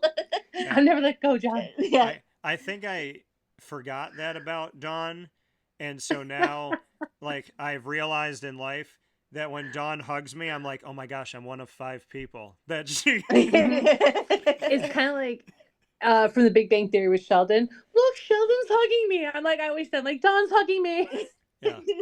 Yeah, because I did. I'm like, but I mean, I think also too, like, you know, Dawn, you and I worked on Healer, the TV show idea, and you know, like we spent a lot of time. So I feel like, you know, we both kind of let each other into our worlds, and I think that you know, in and of itself is important because, you know, we all love this stuff. And, you know, Dawn's a stranger until I go to Marywood. Lisa's a stranger until I meet you through Dawn last year. And then I think, you know, that's what Comic-Con does as well, is you two didn't know each other. I didn't know Dawn. Then I knew Dawn, but I didn't know Lisa.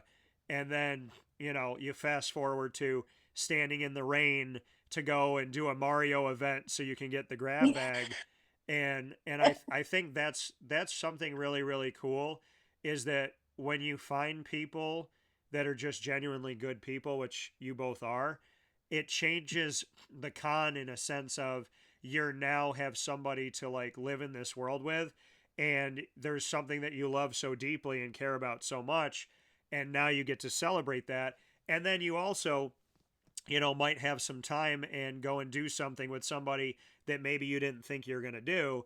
Like in the slasher movie of like, Christmas and all that, where I'm sitting in a room with Dawn and I quickly realized that I definitely am in a room with a bunch of people that I'm the odd man out.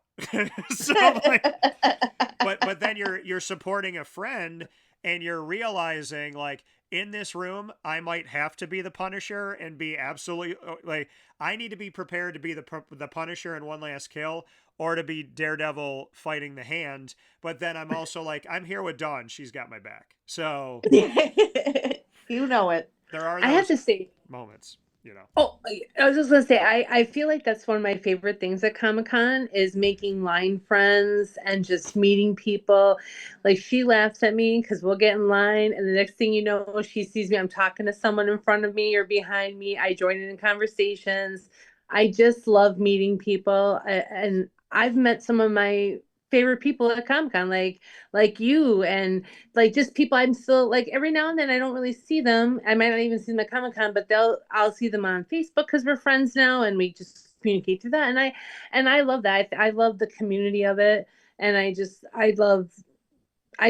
really enjoy talking to people who have the same interests as we do, and it helps to know I'm not the only crazy one out there who like loves this stuff the way I do, Well, and they couldn't charge the prices that they charge or, boast about New York Comic Con is one of the biggest Comic Cons in the entire world. So, obviously when people say, oh, these fans are only 1% of America, that's not true when you see how many people show up and the amount of money that they spend and, just the essence of it all. But I think, kind of going off of having this experience together, it's important to talk about the pockets because there's pocket time where you're not doing an autograph, you're not at a panel, you're not seeing a special screening, and those are the times where you go to Artist Alley. Those are the times where you go and get your food. Those are the times when you stand in line for a special event that only has 100 tickets. So when you're planning out your events, I want to discuss that. Is Artist Alley is something that is always open, but you have to like put it in between your times. So how do you build out your schedule? Is your schedule, free book or ticket or, first 100 people to the event? Is your schedule panel first? Is your schedule, this is my favorite actor, this is my favorite show, and I'm going to get to see something, 2 weeks in advance? How do you plan out your schedule in your hierarchy? I think is an important thing. So how would you both kind of say you plan out your schedule? I know for me, I start with panels. I go with the panels that I want to see, even if it's like in the little dinky rooms and stuff like that. That's not the Empire stage or whatever like that. Yeah. I do that. Then I go with my free time to get my free books, and then show floor, basically for me. I think for me, I first look like I check to see who's going to be there. Yeah. And see if they're doing autographs, panels, or whatever, and then I go from there. Like if there's something like when I saw James McAvoy, he was number one on my list. I was going to do whatever I needed to do to get his autograph and the photo, and then I planned everything else around it. But panels are always next. Panels are 100% because panels for us used to be, and I'm sure you remember this. So they didn't have that new wing of the Javits Center. They only had main stage, and the Empire stage was down below, was set up differently. Yeah. And so panels would be right on top of my list because many times you would get, at the end of the panels, some of the guests will come down to talk to you or get a picture or an autograph, you know what I mean? And that's important to me too, like that kind of interaction. So I'll try to, so that's why panels are important to see, like, especially like for me, I love Chris Pratt. Yeah. He's been at the show the last 3 years. The last 3 years, I've tried to get a selfie with him. And every time it comes to me, he gets called away. And I'm like, one day, Chris, one day. Yeah. But it's, I can appreciate that. And then usually the show floor for me is last because I know I will make it there. It just depends on how everything else lays out. Mm-hmm. You know what I mean? Unless like the only thing is like last year when I found out about the tops and the pins Yes. for Disney, that was a priority for me, but it was like a one-off year. Do you know what I mean? Usually that doesn't happen too often where I need to do that because we learned long ago, like I love Funkos. I love them so much, but I'm not going to spend my time. Like some people wait a whole day in that line for the exclusives. And Yeah. I don't, that's not for me. So, Although we'll go to Loungefly, spend what, $60, $40 on something just to get the wallet, bag. just so we can get that big bag. Yeah. So we can put all our stuff in it. Well, and people will stop you and they'll say like, "Where did you get that giant like tote bag?" And you know, oh, you have to go on there. Like I remember, I went to, and there's certain things, and again, doing your research because there's hidden stuff on the main showroom floor. They didn't just have like, oh, go to a New York Comic Con booth and you're going to have, you know, we have 100 of these, we have 1,000 of these, we have all this limited quantity stuff. I remember when I got my Black Panther bracelet that's heavy like vibranium and has all like these different symbols on it. And it was essentially the Black Panther in the movie when Shuri gives, it's in the first movie, when Shuri gives her brother, you know, T'Challa, his new suit. It's a suit that's on this bracelet. And I was like, oh my gosh, you know, I was trying to find like, what do I want to buy? And they had a limited quantity of all this stuff. It was on the showroom floor in the back. You had to walk like down all these aisles to whatever number it was. And you had to go to this like little booth. And inside of this little booth, they had this tiny thing that showed you what they had. And then you had to ask and hope that they weren't out. And I'm like, oh, do you have the Black Panther bracelet? And they did. But I mean, that's what people have to understand. These limited quality, special New York Comic Con stuff, they're going to be off the beaten path in some random booth, in some random place. And if you walk down and went to where I went to, this wasn't a Black Panther booth. This wasn't a Marvel booth, but they had this thing. And then I got it and I wear it and it came in this awesome like box and everything. I've never seen anybody else with it in the entire world. And how I found it was like almost kind of by mistake. Yeah. Those are my favorite things too. Yeah. Like when you find out things by mistake. Do you know what I mean? Like you just have to be right place, right time. Yeah. It happens every now and then, and it's like Paul it's Walter great. Hauser, being able to interview him, that was completely by mistake. Yeah. He was one of the nicest people. You need to, there's a lot of things that you don't know are going on at Comic-Con that go on at Comic-Con. So you have to like look at the vendors and stuff like that when they show you the list of vendors and follow them on Instagram, because a lot of the stuff like for free books, you had to follow the author on Instagram in order to get the special code in order to get the book. Like there's a lot of things that do your research before you go to Comic-Con. Research the different the vendors that you're interested in. Yeah. Find out what exclusives they're going to have and not just small vendors, like even like now DC made a return last year, which was great. They were limited for like a few years at Comic-Con, but you know, make sure you're following DC if that's your love. Make sure you're following Marvel.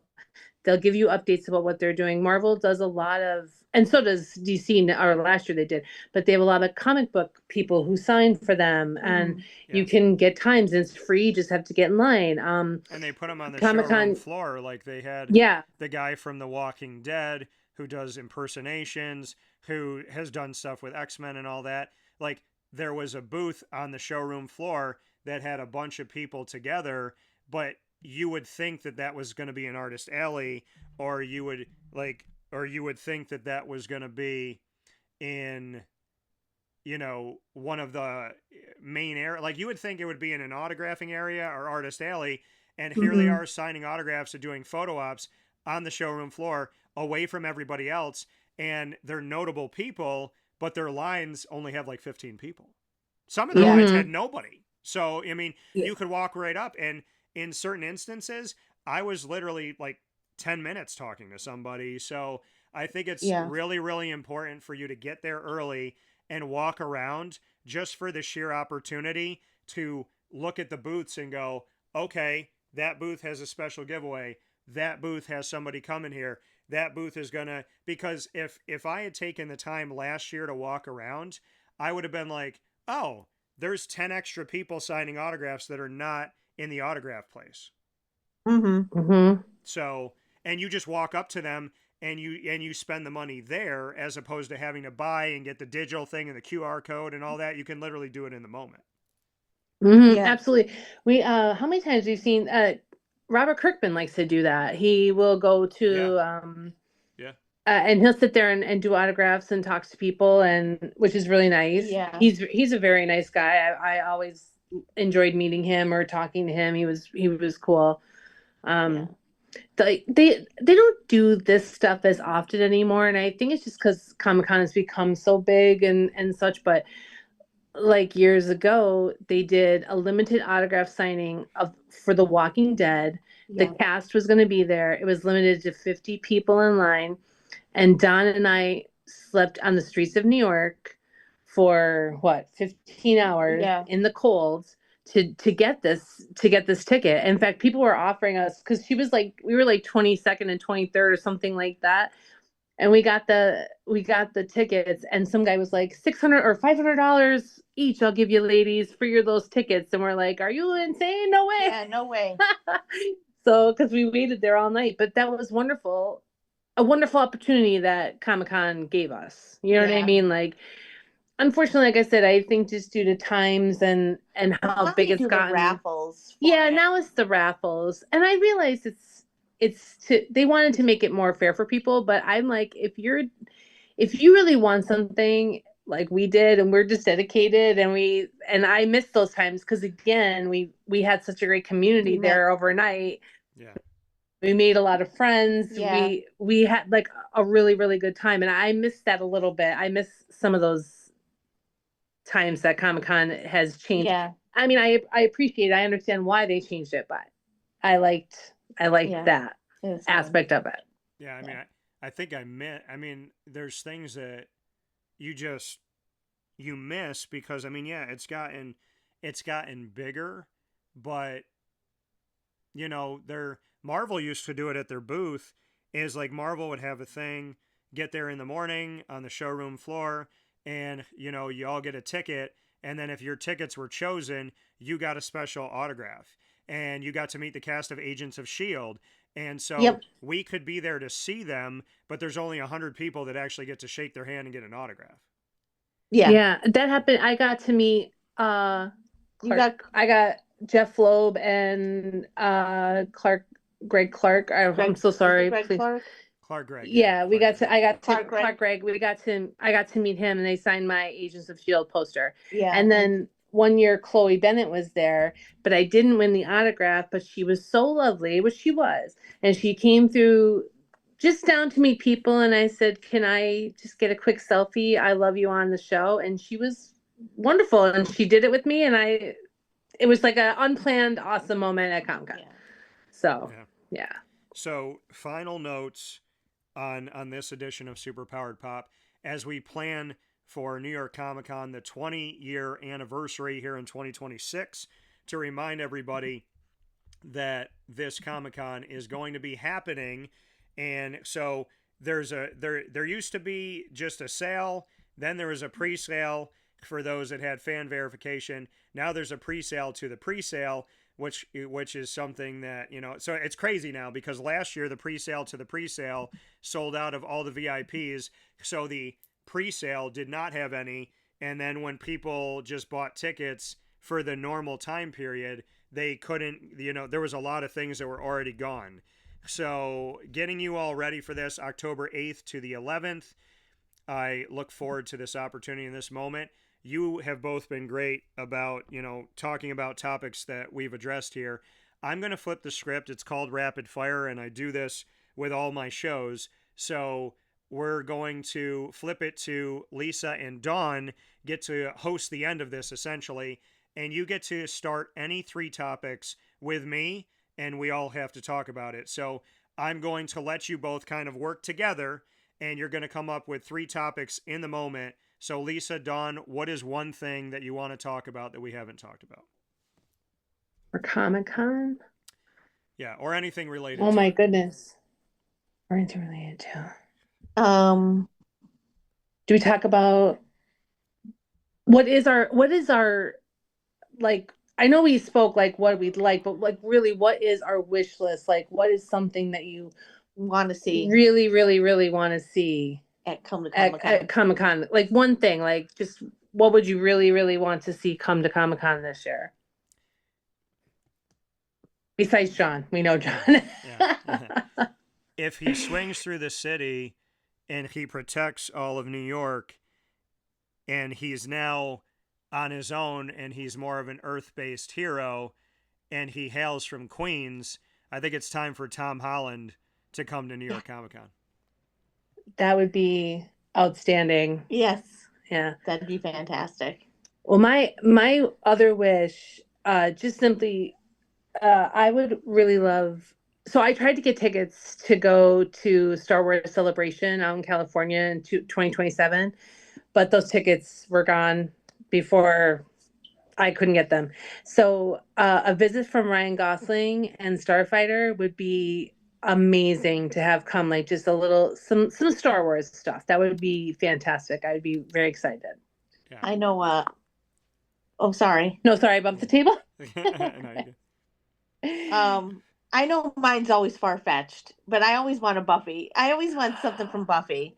I mean, when she showed up for what was it, Clone Wars? Oh, Rebels? I thought it was Clone maybe Wars. It was Clone Wars. You're right. When she showed up for Clone Wars, I almost cried. I think I was crying in the audience just to see her. But if they had a panel with just whoever now is, I know, unfortunately left in the Buffy cast, that would be fantastic. That would be great for me. And my other one would be for Once We Were Spaceman podcast with Nathan Fillion and Alan Tudyk.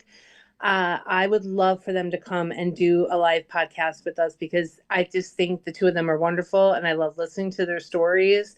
And I would love for them to come and experience that.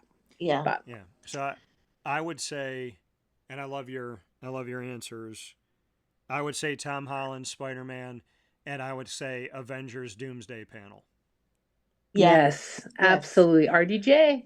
Let's make this happen. So our lips to God's ears. Yeah. That's what Oscar Isaac said, from your lips to God's ears. Yeah. What is your second thing that you want to address?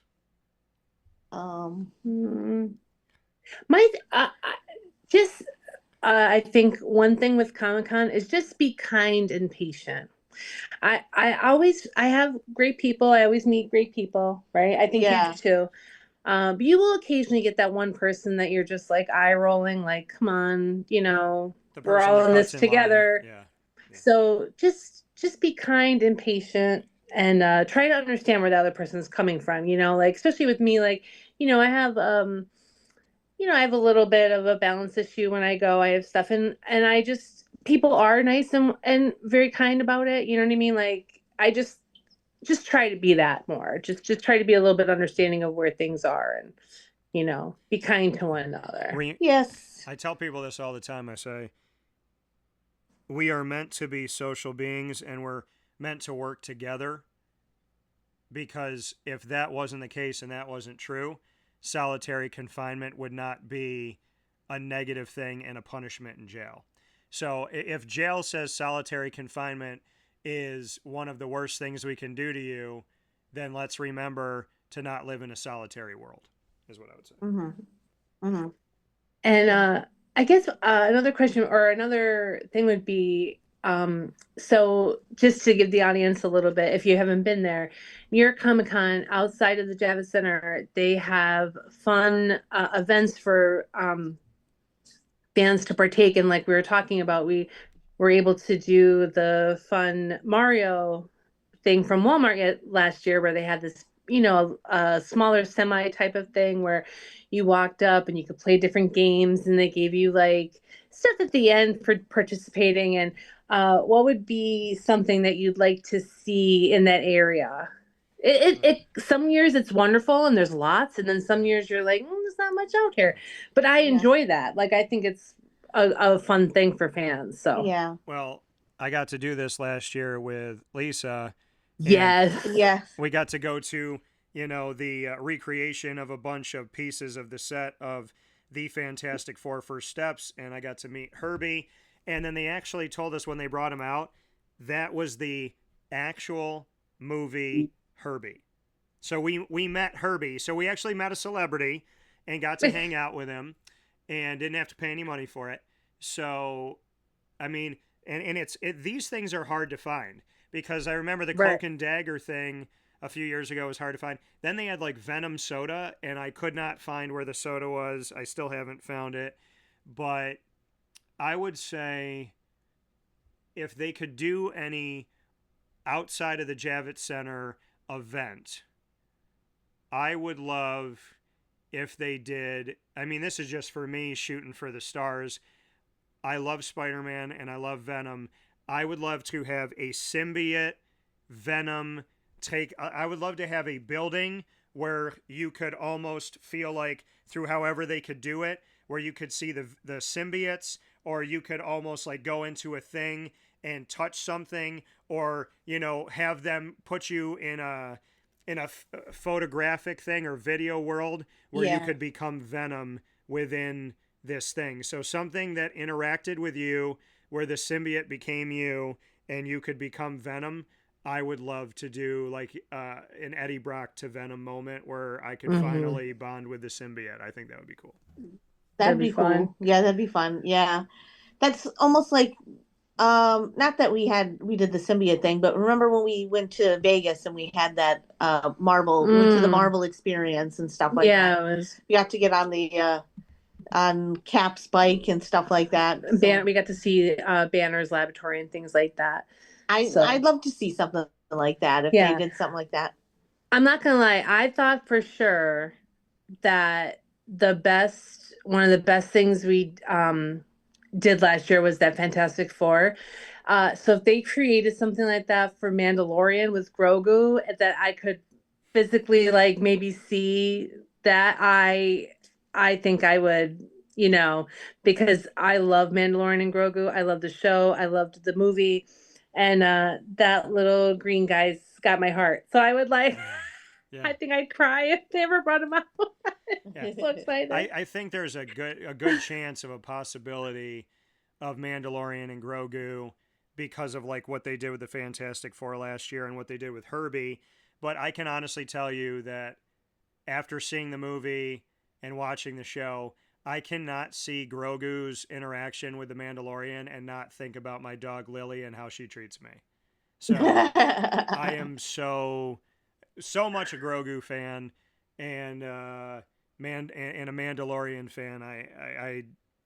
I think that we would be, if they could do something outside of the Javits Center in one of the buildings where you could like experience the Mandalorian and Grogu and get to take a picture with them, I think that'd be really cool. Oh, absolutely. Yeah. I've always wanted like some sort of surprise. Like, I know it happens a lot in Hollywood because it can, they're so close, like we've said, but just have like I get a picture with Mandalorian and Grogu and Pedro Pascal takes the helmet off. God, like when Mark Ruffalo was walking through with Tom Hiddleston and they were like dressed up as other people. Yeah. Yes. Yeah. Or when Tom Hiddleston, even if Tom, like when he did the panel in San Diego and he came out as Loki, that was so amazing. Like, and I love stuff like that because I really feel it's not like the actor getting paid to do it. Like, Tom Hiddleston loves that. He loves to get the people fired up. Yeah. He just, you know what I mean? So he was like, yeah, I'll do it. You know what I mean? So anything, surprises are the best. Yeah. Yeah, like if they had a Mandalorian and Grogu and they said, that you're never supposed to take off your helmet, but just this once if you don't tell anybody, and then it was Pedro. Yeah. Oh my, on the ground.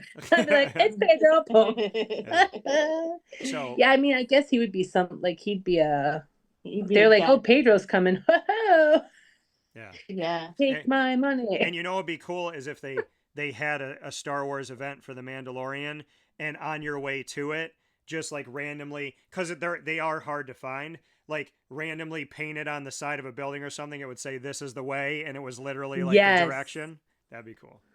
Absolutely. That'd be like our a few years ago, they didn't have anything. There was like no panel for the Hunger Games, but I think it was Catching Fire was coming out, and every now and then, like they spray painted stuff on the side of on the sidewalks, and it was the Mockingjay.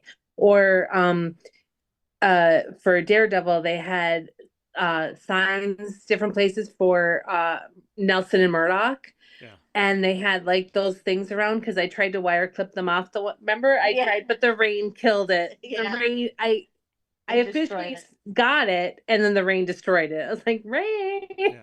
I just feel like there should be either some type of lights on the ground at night, or painted somewhere the Punisher skull, or the fact that like Kingpin is not the mayor anymore, but there's something that says like, because I mean the TV show leaned in so much to having graffiti about the Kingpin, and obviously with his task force taking the Punisher skull and using it for nefarious reasons that weren't the Punisher.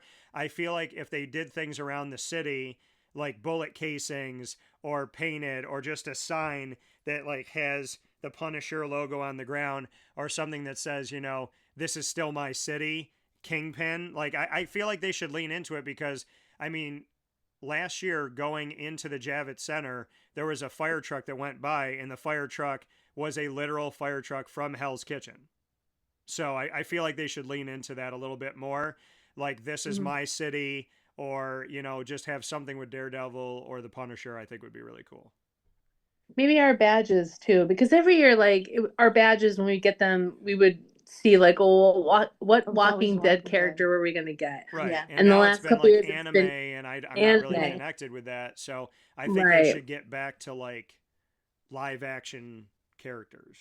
I agree. I would like a little like, and this is the perfect year for Marvel. Do you know what I mean? Like, that Avengers Doomsday is going to be huge. You know what I mean? Like, so, and I guess like a Dune panel would be nice too. I mean, I haven't really watched them, but there's a lot of great people in that movie as well. Yeah.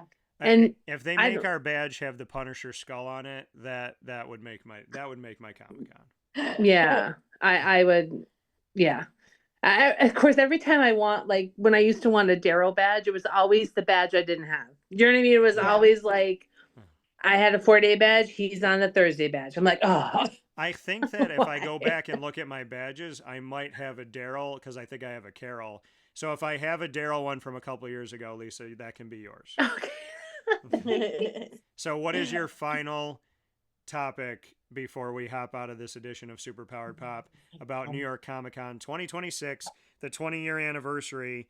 You guys have the last topic. What is it? Oh my goodness. I know. I don't know. I feel like we've covered everything. That's why I'm trying to think what else is there. We talked about snacks. We talked about, how about this? If we could get a private screening for a TV show or a movie, what one would we want? Oh, Avengers Doomsday. That would be.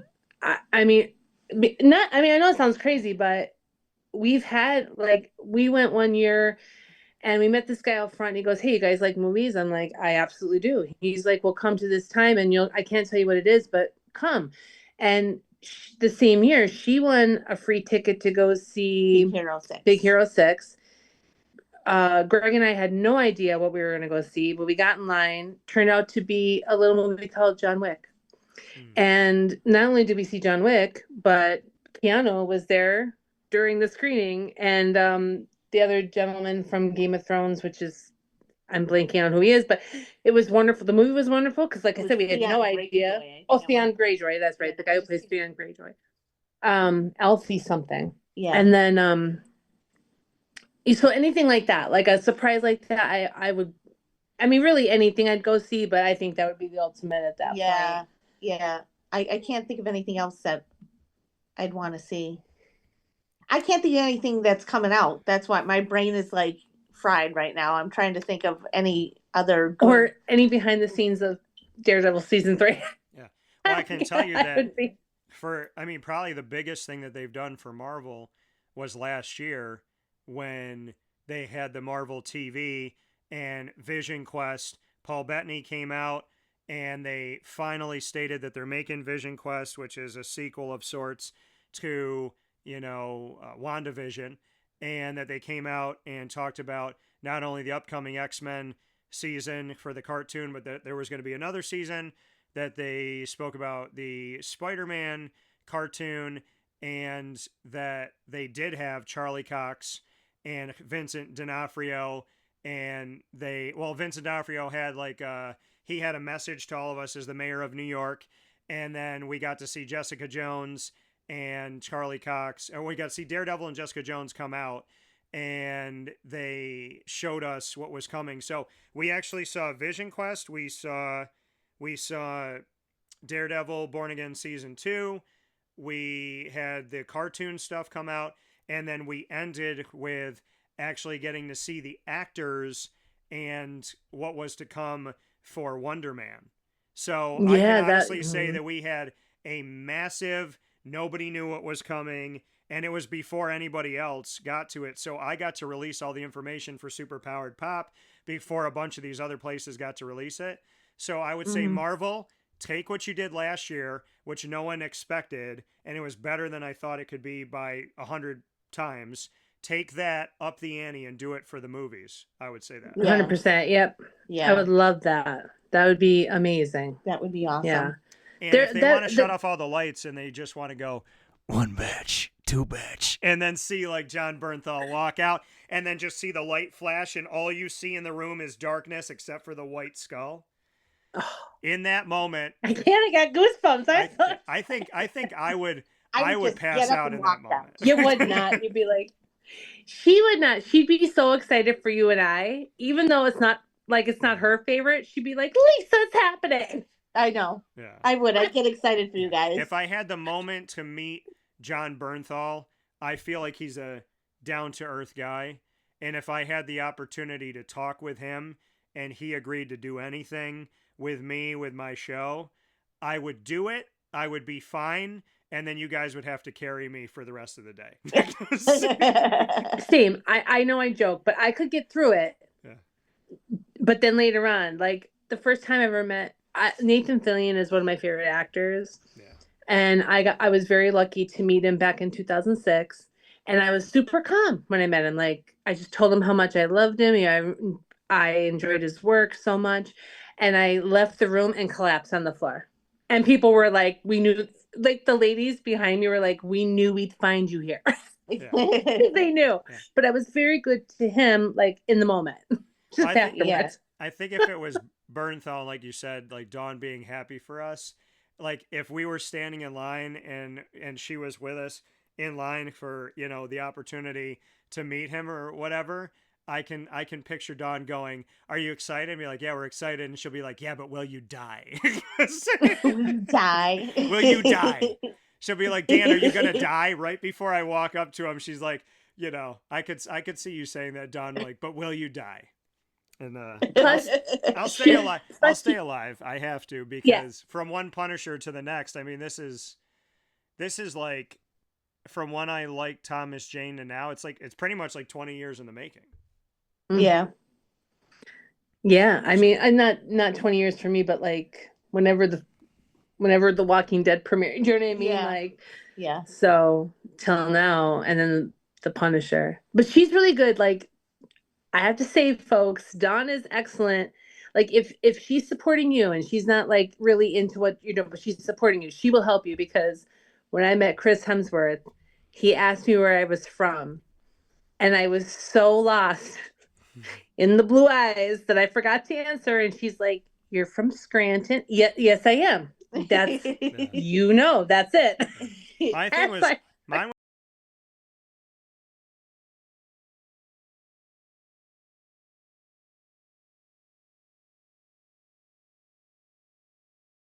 And he's like, "No, I didn't know about that." And I was talking to him about like the Big East and everything. And then when I went to leave, he was like, it was very nice meeting you. And he was so kind. But to me, again, like the Punisher, I've liked Daredevil for so long, and I feel like he has embodied it perfectly. That, like, the whole time that I was thinking about the opportunity to talk with him, I was sitting here going, "You're a broadcaster of 20 plus years," but I'm like, what am I going to say? Like, if I only have 30 seconds, what am I going to say? And I just find that he was just such a kind individual and a nice person. But I mean, there's characters that I just feel like that you are that person. Like, he is our Daredevil. Bernthal is our Punisher, and you just want them to be Oscar Isaac being Moon Knight, and you hope these people are kind. Like Bryce Dallas Howard, that she was literally like talking to a woman in a grocery store. You did not know she was an actress. You didn't know she's been in a million things. When I talked to her, she was so amazing, and she was going like talking about things that she cares about in the world, things that matter to her. And she was talking to me like a woman that would come over to you and realize you have something in common and touching your arm and just going, "Oh my gosh, I can't tell you how much I appreciate that and how much that means to me." And I walked away thinking to myself, like, does Bryce Dallas Howard know that she's a director? Does she know that she works in movies? Because she was just kind and attentive and available, and was just like your everyday human being. And I can honestly say that I've met more of those than I haven't, and I hope that that continues. Absolutely. Yeah. I would tell her how much I love her episodes of Mandalorian, because I seem to really enjoy her episodes, and sometimes I forget that it's her, and I'm like, oh my gosh, that's right, she did that episode. Like, and I can't help it, I love her dad. Her dad, Ron Howard, makes amazing movies, and so Yeah. I had to bite my tongue. Solo, I was totally wrong with Ron Howard. I liked it. That was my bad. I loved Solo, but I also love Darth Maul. So. I was very iffy on it, and then I finally watched it, and I was like, I don't know why I doubted Ron Howard. I love it. Yeah, I was willing, and I'm not like the biggest, like, I don't know as much about Star Wars as many do, but I was willing to fight anybody about Solo, because I liked Solo more than I liked Rogue One, and it just stuck out to me. But now I'll tell you, The Mandalorian and Grogu, I almost cried. Like, that movie just pulled on every bit of me. And I don't know if there's, like, I love BB-8. I don't know if there's anything in Star Wars I love more now than The Mandalorian and Grogu. On television, in the big screen. I mean, I don't know if there's anything else I would buy more merchandise of or pay more attention to than BB-8 and then Grogu and the Mandalorian, and This Is the Way, and just, I mean, everything that they do, and the logos, and I'm immersed in it. I honestly think that Pedro Pascal, I think it's my favorite thing he's ever done.